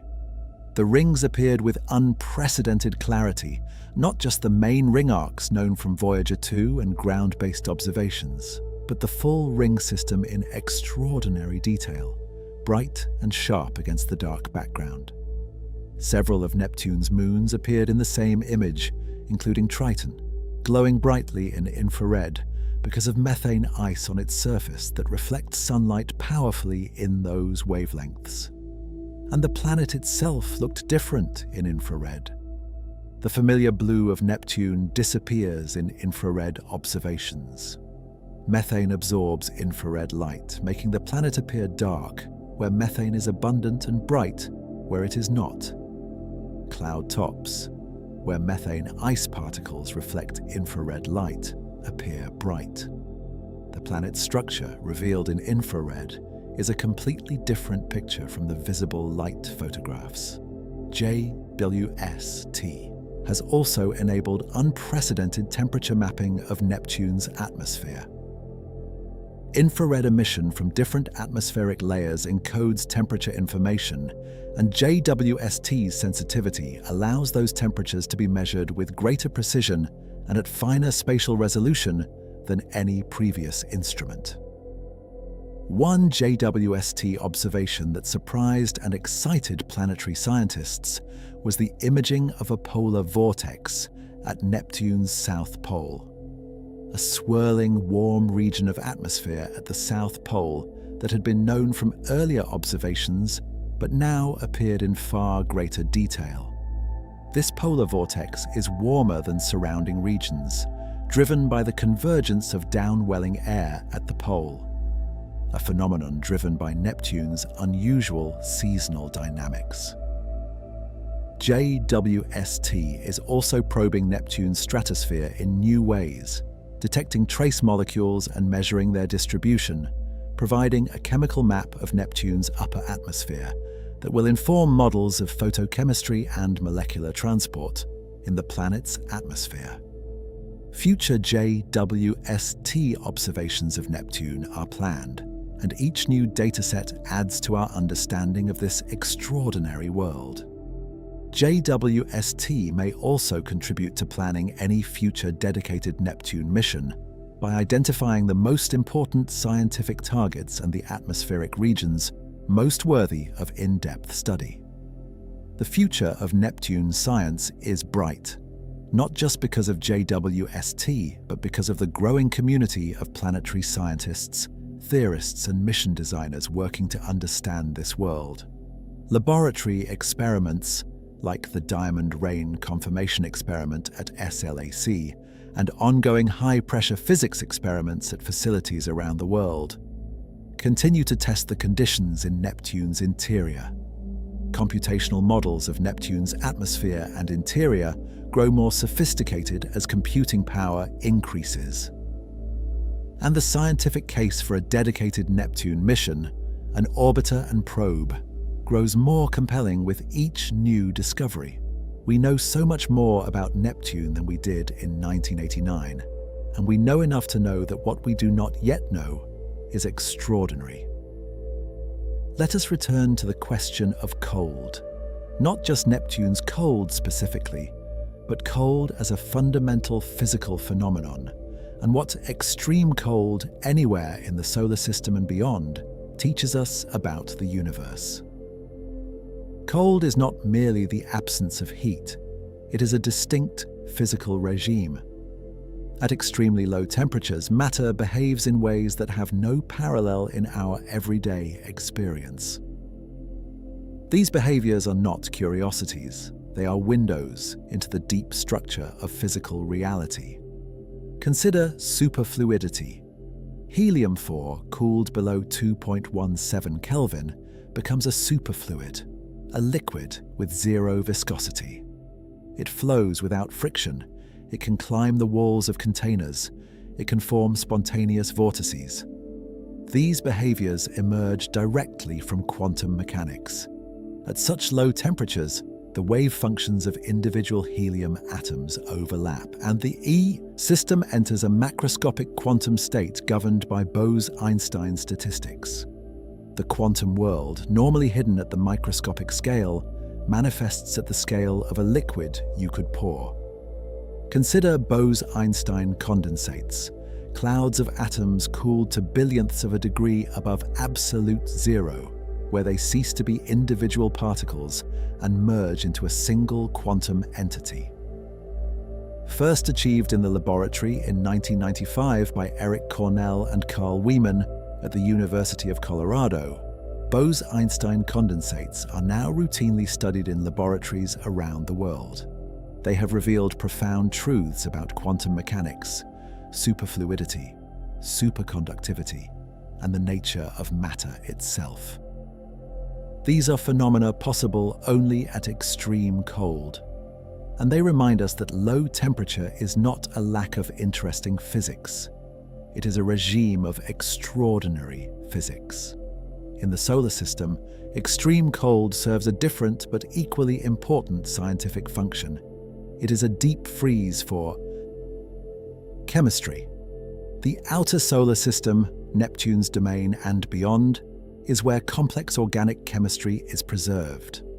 Complex molecules form throughout the cosmos, including amino acids, sugars, and aromatic hydrocarbons.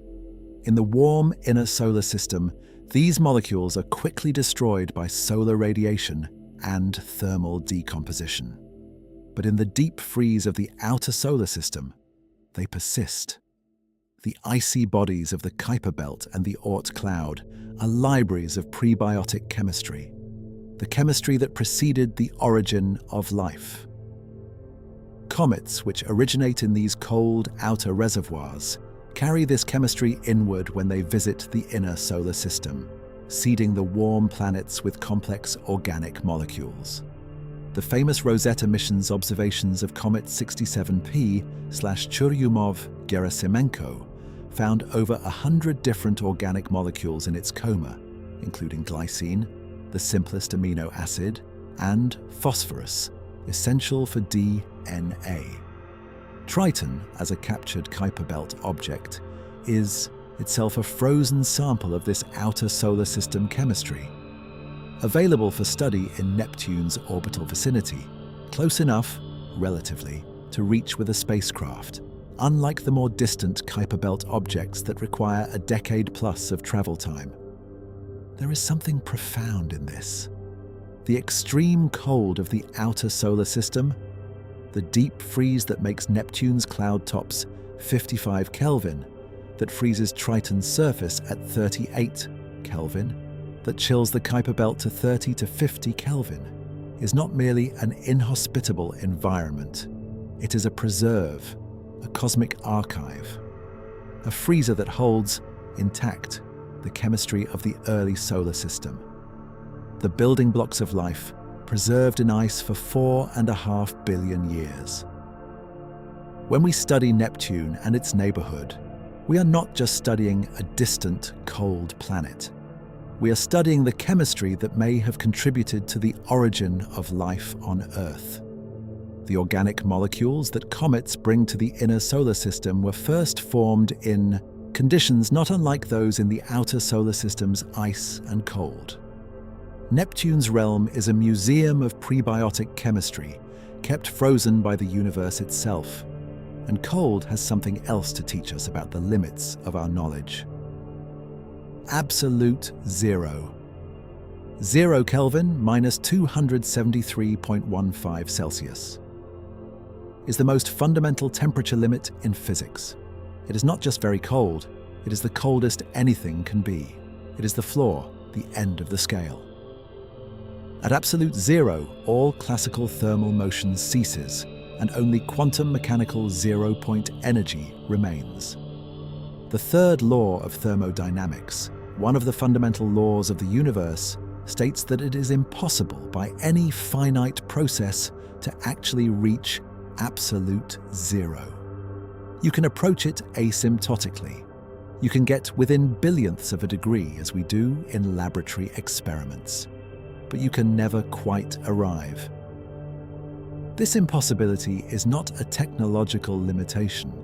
It is a fundamental statement about the nature of reality. Absolute zero is a horizon, like the speed of light, something the universe does not permit us to reach, no matter how hard we try.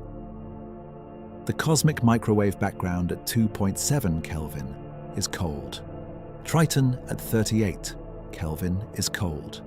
Neptune's cloud tops at 55 Kelvin are cold, but absolute zero remains forever beyond them, beyond everything, the unreachable floor of thermodynamic reality.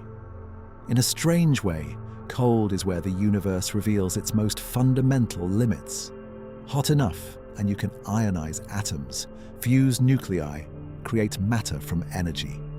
Cold enough, and you reach the bedrock of quantum mechanics, the floor of entropy, the limit of information.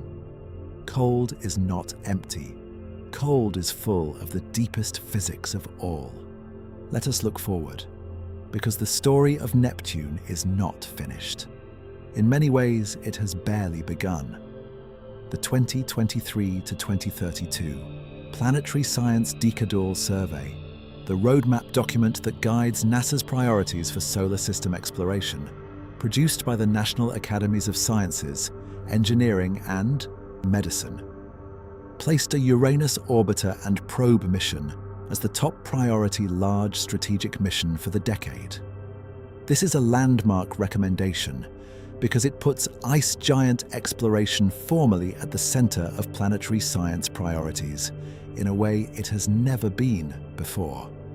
A Uranus orbiter, if approved and built on the recommended timeline, could launch in the early 2030s.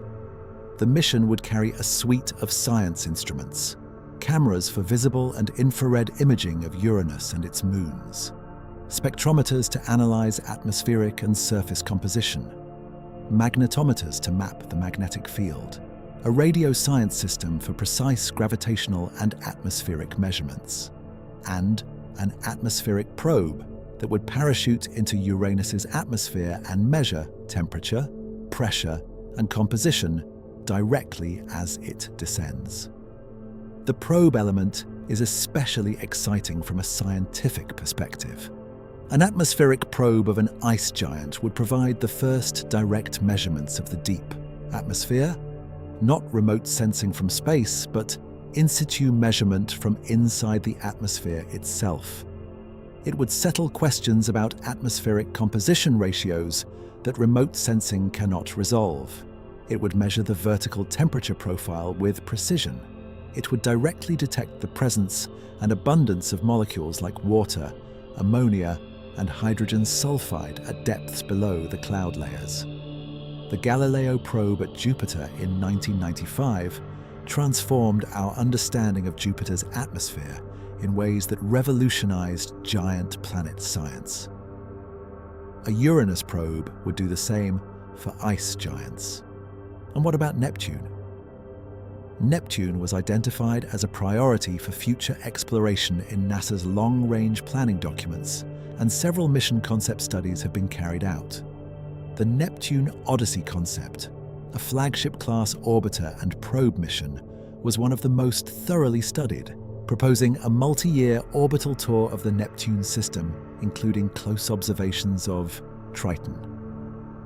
A Neptune orbiter mission would be transformative for planetary science.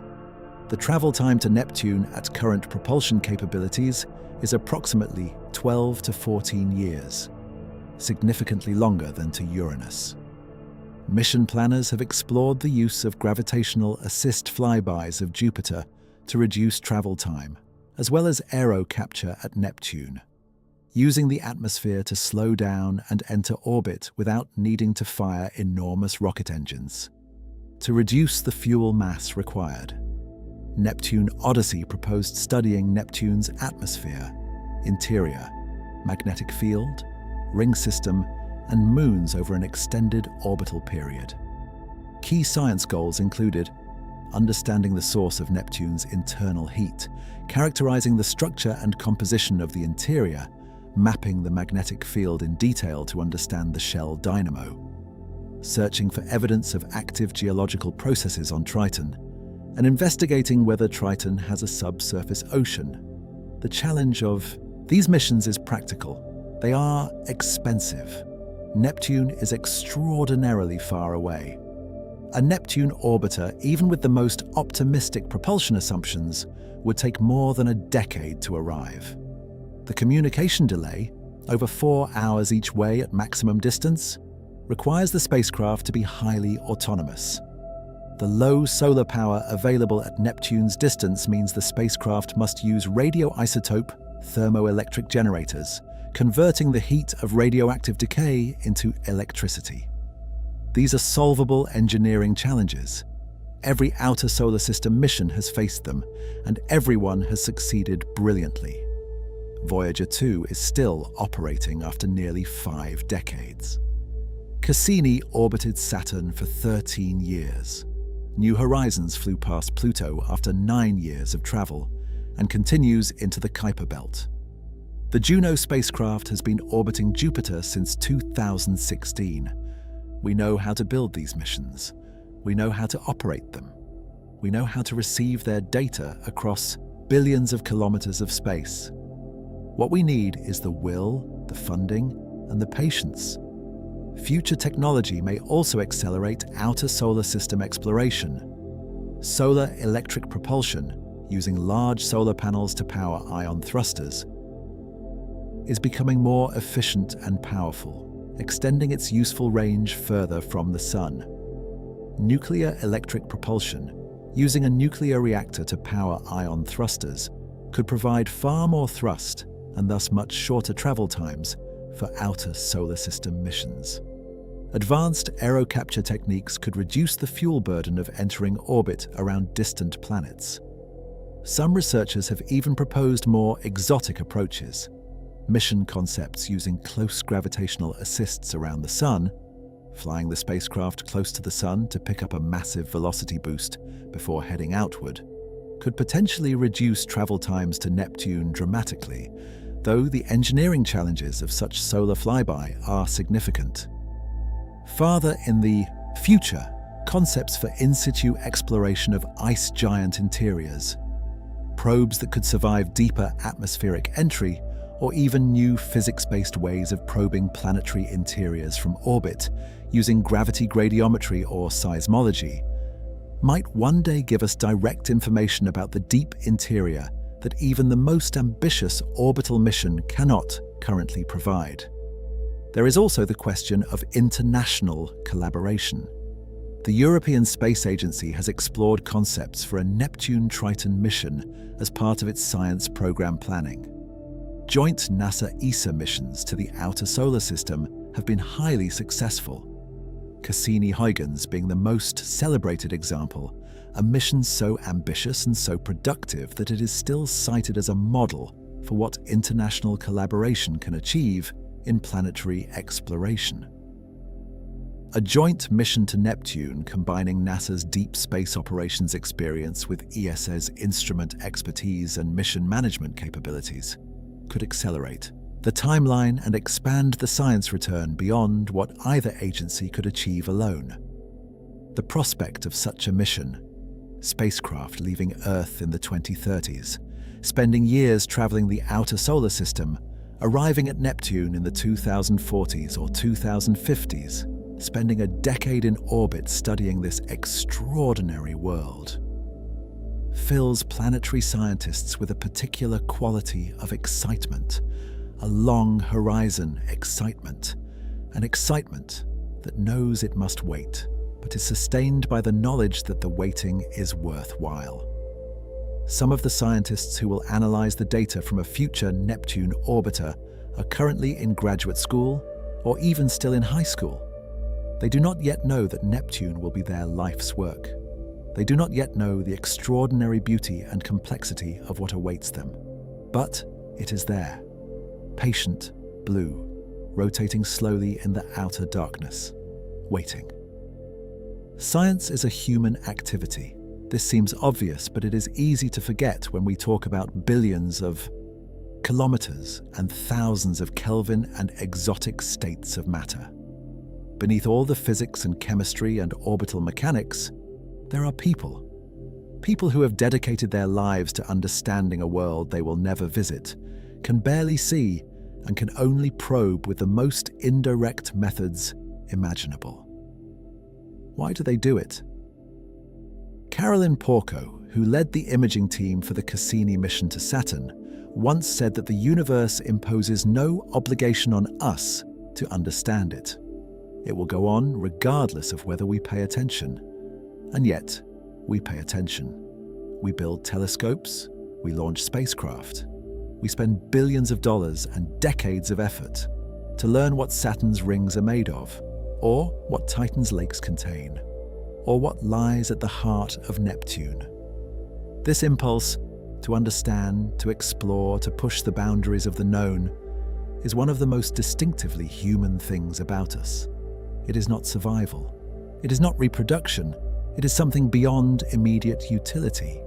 It is the same impulse that drove ancient peoples to map the stars, to figure out the cycles of the moon, to predict eclipses with remarkable precision thousands of years before telescopes existed. We are a species that cannot leave questions unanswered. We are constitutionally incapable of sitting next to a mystery and ignoring it. And that incapacity, that compulsion to know, has taken us from the observation of flickering campfire reflections in ancient eyes to photographs of a blue planet spinning at the edge of our solar system. The history of Neptune exploration reflects this human impulse beautifully. Leverrier and Adams calculating in the 1840s where a planet must be, using nothing but mathematics and trust in Newton's laws. Gall pointing his telescope at Leverrier's coordinates and finding what reason had predicted. Voyager 2's engineers navigating a spacecraft for 12 years across billions of kilometers to a precise rendezvous with a world smaller than the uncertainty in their initial velocity measurements. The scientists who, in 2017, fired lasers at polystyrene and confirmed that diamond rain is possible, connecting laboratory physics to a world billions of kilometers away.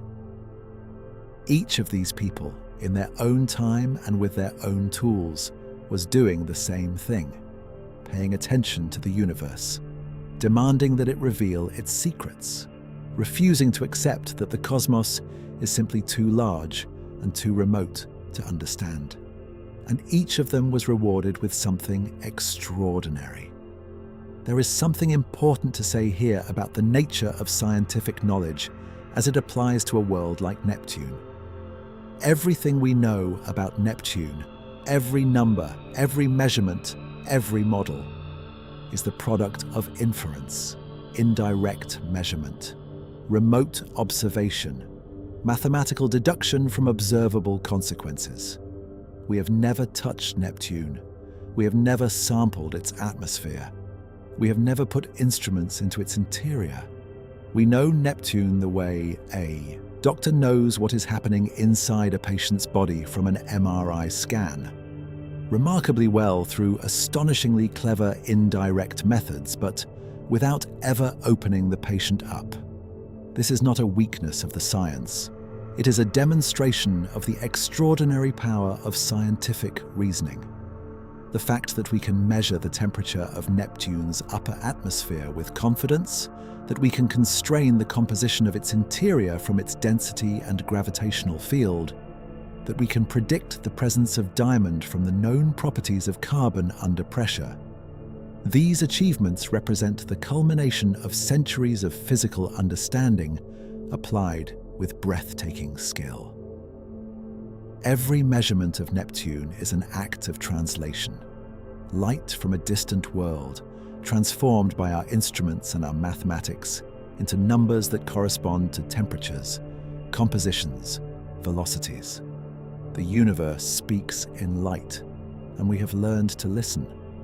The improvement in our images of Neptune over the decades since its discovery is a visual representation of the accumulation of human knowledge. In 1846, Neptune was a point of light, distinguishable from a star only by its motion against the background. By 1989, Voyager 2 revealed it as a world, blue, banded, stormy, complex. By 2022, JWST showed its rings, its moons, its atmospheric structure in infrared, with a clarity that Voyager 2 could not approach. Each generation of instruments reveals more. Each new revelation raises new questions. The ratio of what we know to what we do not know stays roughly constant. As our knowledge expands, the frontier of the unknown expands with it. This is not discouraging. It is the nature of knowledge. The frontier always exists and always will. The universe is infinite in its complexity, and we are finite beings with finite instruments. But we are beings with curiosity and intelligence, and the cooperative social structures that allow knowledge to accumulate across generations. We build on what came before. We leave notes for those who come after. The scientists who analyzed Voyager 2's Neptune data in 1989 left a legacy of knowledge, published papers, calibrated datasets, models and theories that future generations are still using. JWST observations are being published now, and scientists 30 years from now will build on them. A future Neptune orbiter will build on JWST's observations and Voyager 2's baseline. The accumulation is real. The progress is real. There is a peculiar and beautiful kind of human connection in this.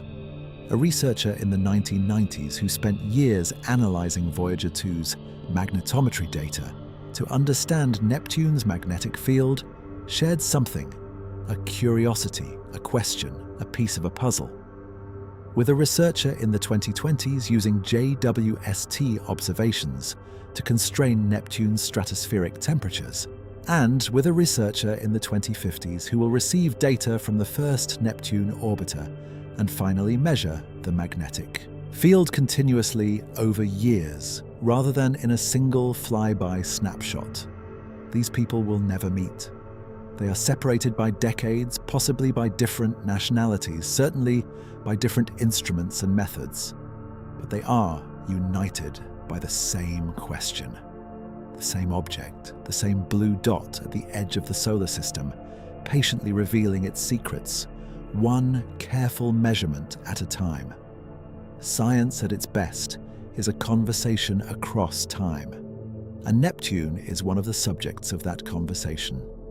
On a clear night, with a large enough telescope, you can see Neptune. Not as a world, not with clouds and storms and the blue glow visible in spacecraft images, just as a tiny, faint, bluish point of light, barely distinguishable from the background stars if you do not know where to look.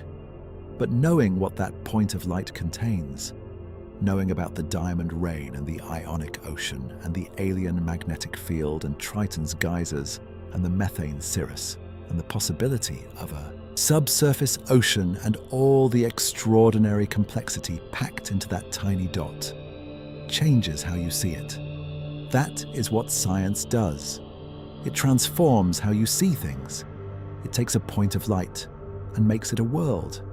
Every star in that night sky is a sun. Many have planets. Some of those planets are worlds with their own extraordinary complexity, their own weather, their own chemistry, their own extremes. And most of them we will never visit, even with spacecraft. But we can understand them. We can infer their compositions and temperatures and whether they might harbor liquid water. We can, with enough ingenuity, read what the universe writes in light. Neptune taught us this. Neptune, discovered by mathematics, explored by a single spacecraft, studied by distant telescopes, has revealed to us a world of extraordinary richness. And in doing so, it has shown us what the universe is capable of. What the universe is capable of is, it turns out, almost infinitely more than we expected. We have spoken several times about the connection between Neptune and the broader universe, the link between understanding our own ice giant and understanding the most common class of planet in the galaxy. Let us now spend real time with this connection, because it is not merely a passing observation, it is, arguably, the most scientifically consequential dimension of Neptune research. In 1992, astronomers confirmed the existence of the first planets orbiting another star. They were bizarre worlds. Orbiting a pulsar, the remnant of a supernova explosion, bathed in radiation. Not the sort of place anyone expected to find planets, but they were there, orbiting another star, other worlds. The universe, for the first time in human history, had revealed that ours was not the only solar system. In 1995, Michel Mayor and Didier Queloz announced the discovery of 51 Pegasi b, the first planet confirmed orbiting a Sun-like star. It was a hot Jupiter, a planet half the mass of Jupiter, orbiting its star in just 4.2 days, so close that its surface temperatures exceeded 1,000 degrees Celsius. It was nothing like our solar system. It was unexpected. It was revolutionary. Mayor and Queloz would receive the Nobel Prize in Physics for this discovery in 2019. And then the floodgates opened. The Kepler Space Telescope, launched in 2009 and operating until 2018, revolutionized exoplanet science. By staring continuously at a region of sky containing over 150,000 stars and watching for the tiny dips in starlight caused by planets transiting across the disk of their host stars, Kepler found thousands of planets. At time of writing, the confirmed exoplanet catalogue exceeds 5,500 worlds, with thousands more candidates awaiting confirmation. And the distribution of planet sizes revealed by Kepler was not what most planetary scientists had expected. The most common planets discovered were not gas giants like Jupiter, nor rocky planets like Earth. They were something in between. Worlds with radii between roughly 1.5 and 4 times Earth's radius. Super-Earths and sub-Neptunes. Mini-Neptunes and large rocky worlds. Planets for which our own solar system has no direct analogue. Planets for which Neptune is, in many ways, the closest available comparison object. This discovery transformed the scientific importance of Neptune. If Neptune-like worlds, ice giants of similar size, similar composition class, similar atmospheric structure, are the most common type of planet in the galaxy, then understanding Neptune is not merely understanding one planet in our solar system, it is developing the physical framework for understanding hundreds of billions of worlds. Hundreds of billions of worlds. The Milky Way contains roughly 200 to 400 billion stars. If even a fraction of them host planets in the sub-Neptune to Neptune size range, and Kepler's statistics suggest this fraction is high, then there are tens to hundreds of billions of Neptune-like worlds in our galaxy alone. Our galaxy alone. And the observable universe contains hundreds of billions of galaxies. The number is genuinely incomprehensible, but it means that the physics we are learning from Neptune, the behavior of water under extreme pressure, the chemistry of methane in deep atmospheres, the magnetic field generation in ionic oceans, the diamond-forming conditions in compressed carbon, is not esoteric knowledge about a single, unusual planet. It is the physics of the most common class of worlds in the universe. The study of exoplanet atmospheres is already connecting to Neptune's science in direct ways.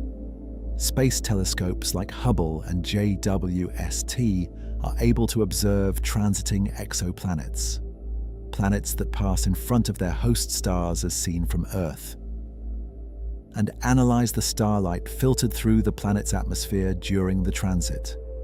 Different molecules absorb starlight at different wavelengths, creating a spectroscopic fingerprint that tells us what the atmosphere contains.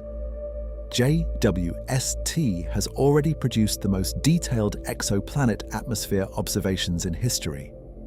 It has detected carbon dioxide, water vapor, sulfur dioxide, and other molecules in exoplanet atmospheres. And as its observational program expands, it is beginning to characterize the atmospheres of sub-Neptune exoplanets, worlds in exactly the size range where Neptune is our best solar system reference. When JWST detects methane in the atmosphere of a sub-Neptune exoplanet, planetary scientists reach for Neptune models. When they observe cloud features, they compare to Neptune's photochemical hazes. When they measure a temperature profile, they compare it to what Voyager 2 and later instruments measured at Neptune. Neptune is the Rosetta Stone of this class of world. There is a specific phenomenon that makes the Neptune exoplanet connection even more intriguing: the radius gap, or the Fulton gap. In the distribution of planet sizes found by Kepler, there is a striking absence. Very few planets are found with radii between roughly 1.5 and 2 times Earth's radius. This gap divides the distribution into 2 groups: rocky super-Earths below 1.5 Earth radii, and sub-Neptunes above 2 Earth radii. The gap is real, not a detection artifact, and it appears in multiple analyses of the Kepler data. The most widely accepted explanation is atmospheric photoevaporation. Sub-Neptune planets close to their host stars receive intense ultraviolet radiation, which heats their upper atmospheres and drives mass loss. Over time, a planet that starts with a thick hydrogen-helium envelope can lose most of it, exposing a rocky core and transforming from a sub-Neptune into a bare super-Earth. The radius gap is the scar of this process. The transition zone between planets that have retained their envelopes and those that have had them stripped away. Neptune, orbiting at 30 astronomical units from the Sun, is far too distant for this process to affect it. But some of its exoplanet analogues, orbiting close to their stars, are in exactly the zone where this evaporation operates. Understanding what Neptune's interior looks like, how much rock versus ice versus gas, helps constrain models of what happens when a Neptune-like planet loses its outer layers. What is left behind? A water world? A bare rock? Something else? These are questions with profound implications for planetary habitability and for understanding why our solar system looks the way it does. There is one more dimension of the Neptune exoplanet connection worth noting. Our solar system is, in certain respects, unusual. Most stellar systems that Kepler and TESS have surveyed have multiple super-Earth or sub-Neptune planets in close orbits around their stars, within the orbital distance of Mercury in our system. Our own Sun has no such planets. The region inside Mercury's orbit is empty. Why? The leading hypothesis, connected to the same planetary dynamics that scattered Neptune to its current position, is that our solar system went through a phase of dynamical upheaval in its early history. What planetary scientists call the Grand Tack hypothesis, or the NICE model, in which Jupiter and Saturn migrated inward and then outward, sweeping the inner solar system clean of any original population of close-in super-Earths. Their gravitational perturbations may have prevented such planets from forming, or may have scattered and accreted any that did form. Neptune's current position at 30 astronomical units may itself be a consequence of this dynamical history. The capture of Triton, with its retrograde orbit, is consistent with a period of chaotic orbital interactions in the early solar system. Neptune's distance from the Sun and Uranus's may reflect the final state of a dynamical rearrangement that lasted tens of millions of years and fundamentally shaped the architecture of our solar system. Our solar system is not typical. It has fewer close-in planets, larger gas giants in further out orbits, and a more orderly structure than most of the hundreds of planetary systems Kepler surveyed. And this unusualness, this peculiarity of our solar system's architecture, may be precisely what made our Earth habitable. Jupiter's gravity protects the inner solar system from the worst cometary bombardment. The empty space interior to Mercury allowed Earth to form without competition from close-in super-Earths. The dynamical history that shaped Neptune's orbit may, in the end, be connected to the conditions that allowed life to arise on our own planet.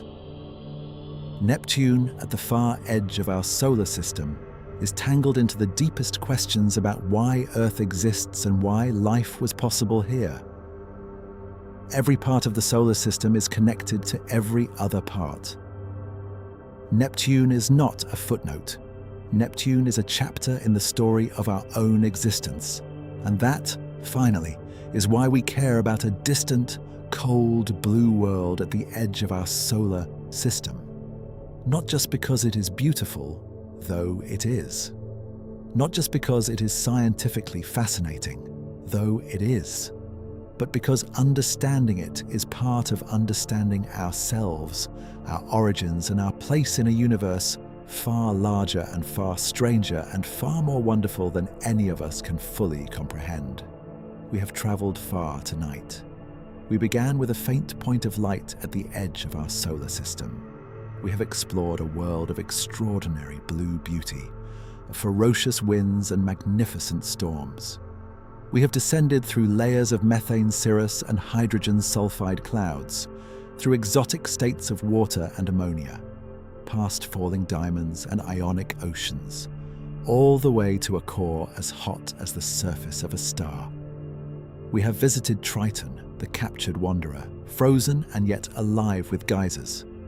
We have reviewed the science of cold itself, not as a mere absence of heat, but as a rich physical regime, a cosmic archive, a window into the quantum world and the origin of life's chemistry.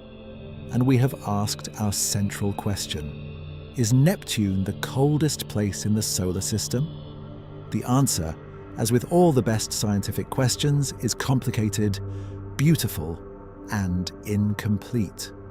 Neptune's upper atmosphere, that region around 55 Kelvin at the cloud tops, is one of the coldest atmospheric environments measured in the solar system. It rivals Uranus, competes with the cold traps of distant comets, and exists in conditions that put our Earth's coldest moments, Antarctica at -89 degrees, in the warm category by comparison. Neptune's moon Triton at 38 Kelvin goes even further into the cold and sits among the coldest solid surfaces we know of in the solar system. And yet, as we have seen, Neptune itself is emphatically not a cold world through and through. Its interior burns, its core glows with heat comparable to a stellar surface. Its internal heat drives its storms, its magnetic field, its extraordinary atmospheric dynamics. Neptune is, in a profound sense, a hot planet dressed in cold clothes. This is perhaps the deepest lesson Neptune has to teach us, that things are rarely what they appear at first glance. That beauty and violence coexist, that cold exteriors can hide hot interiors. That the most distant, apparently quiet, apparently simple objects often turn out to be the most complex, the most dynamic, the most surprising. Every layer of Neptune reveals a new paradox. The blue of its clouds hides we do not yet fully understand. The violence of its winds is powered by an internal heat source we cannot yet fully explain. The offset of its magnetic field tells us the interior is generating magnetism in a way unlike our own planet. The rain of diamonds inside it was predicted by mathematics and confirmed by lasers, and it challenges our sense of what exotic means. Neptune is a world that demands humility. Humility about what we know, about what we have seen, about the assumptions we make when we look at a distant point of blue light and think we understand it. And there is something personal in this, something that reaches beyond the science into the human experience of being alive in a universe this vast and this varied. We are a species that emerged on a small, warm, rocky planet near a middle-aged star in an ordinary arm of an ordinary galaxy. We have existed for a cosmically tiny moment. And yet, we have reached out, with mathematics and telescopes and spacecraft and curiosity, and touched a world 4.5 billion kilometers away. We have measured the temperature of its clouds. We have theorized about the rain of diamonds in its interior. We have photographed its storms, its rings, its extraordinary moon. We have sent a machine there, given it instruments, and read back what it found. There is something almost absurdly heroic about this, and something deeply beautiful. Neptune has been visited once. It has been observed from afar for decades. And still, the list of things we do not know about it is longer than the list of things we do. Its exact internal structure, the precise mechanism generating its internal heat, the nature of the exotic matter in its deep interior, the chemistry of its upper atmosphere that gives it that extraordinary color, the life cycle of its storms, the potential subsurface ocean of Triton. These unknowns are not frustrations, they are invitations. Every unanswered question about Neptune is a door. Behind each door is science waiting to be done, understanding waiting to be gained, wonder waiting to expand. The universe has been extraordinarily generous in leaving us so much to discover. Neptune sits at the edge of our solar system, cold and blue and magnificent, radiating its internal heat into the void, raining diamonds into its own interior, driving winds faster than sound, generating an alien magnetic field, spinning on its axis with its cloud tops at 55 Kelvin. It is one of the most extreme, most beautiful, most puzzling, and most scientifically rich objects in our cosmic neighborhood. And it is waiting, patiently, for us to come back. Thank you for traveling with us tonight to the edge of the solar system. Thank you for your curiosity, your attention, and your willingness to sit with wonder. Here at Infinite Science, we believe that the universe is too extraordinary to leave unexplored, in imagination and in reality. Every world in our solar system has stories to tell. Every star is a sun with its own possible worlds. Every galaxy contains hundreds of billions of stars. The universe is vast beyond any comfortable measure, and it is beautiful beyond any adequate description. And we are here, alive, curious, capable of understanding, to explore it. If you want to continue this journey with us, subscribe to the Infinite Science channel. There is so much more to explore, so many worlds, so many questions, so much wonder. Until next time, stay curious, stay humble, and keep looking up.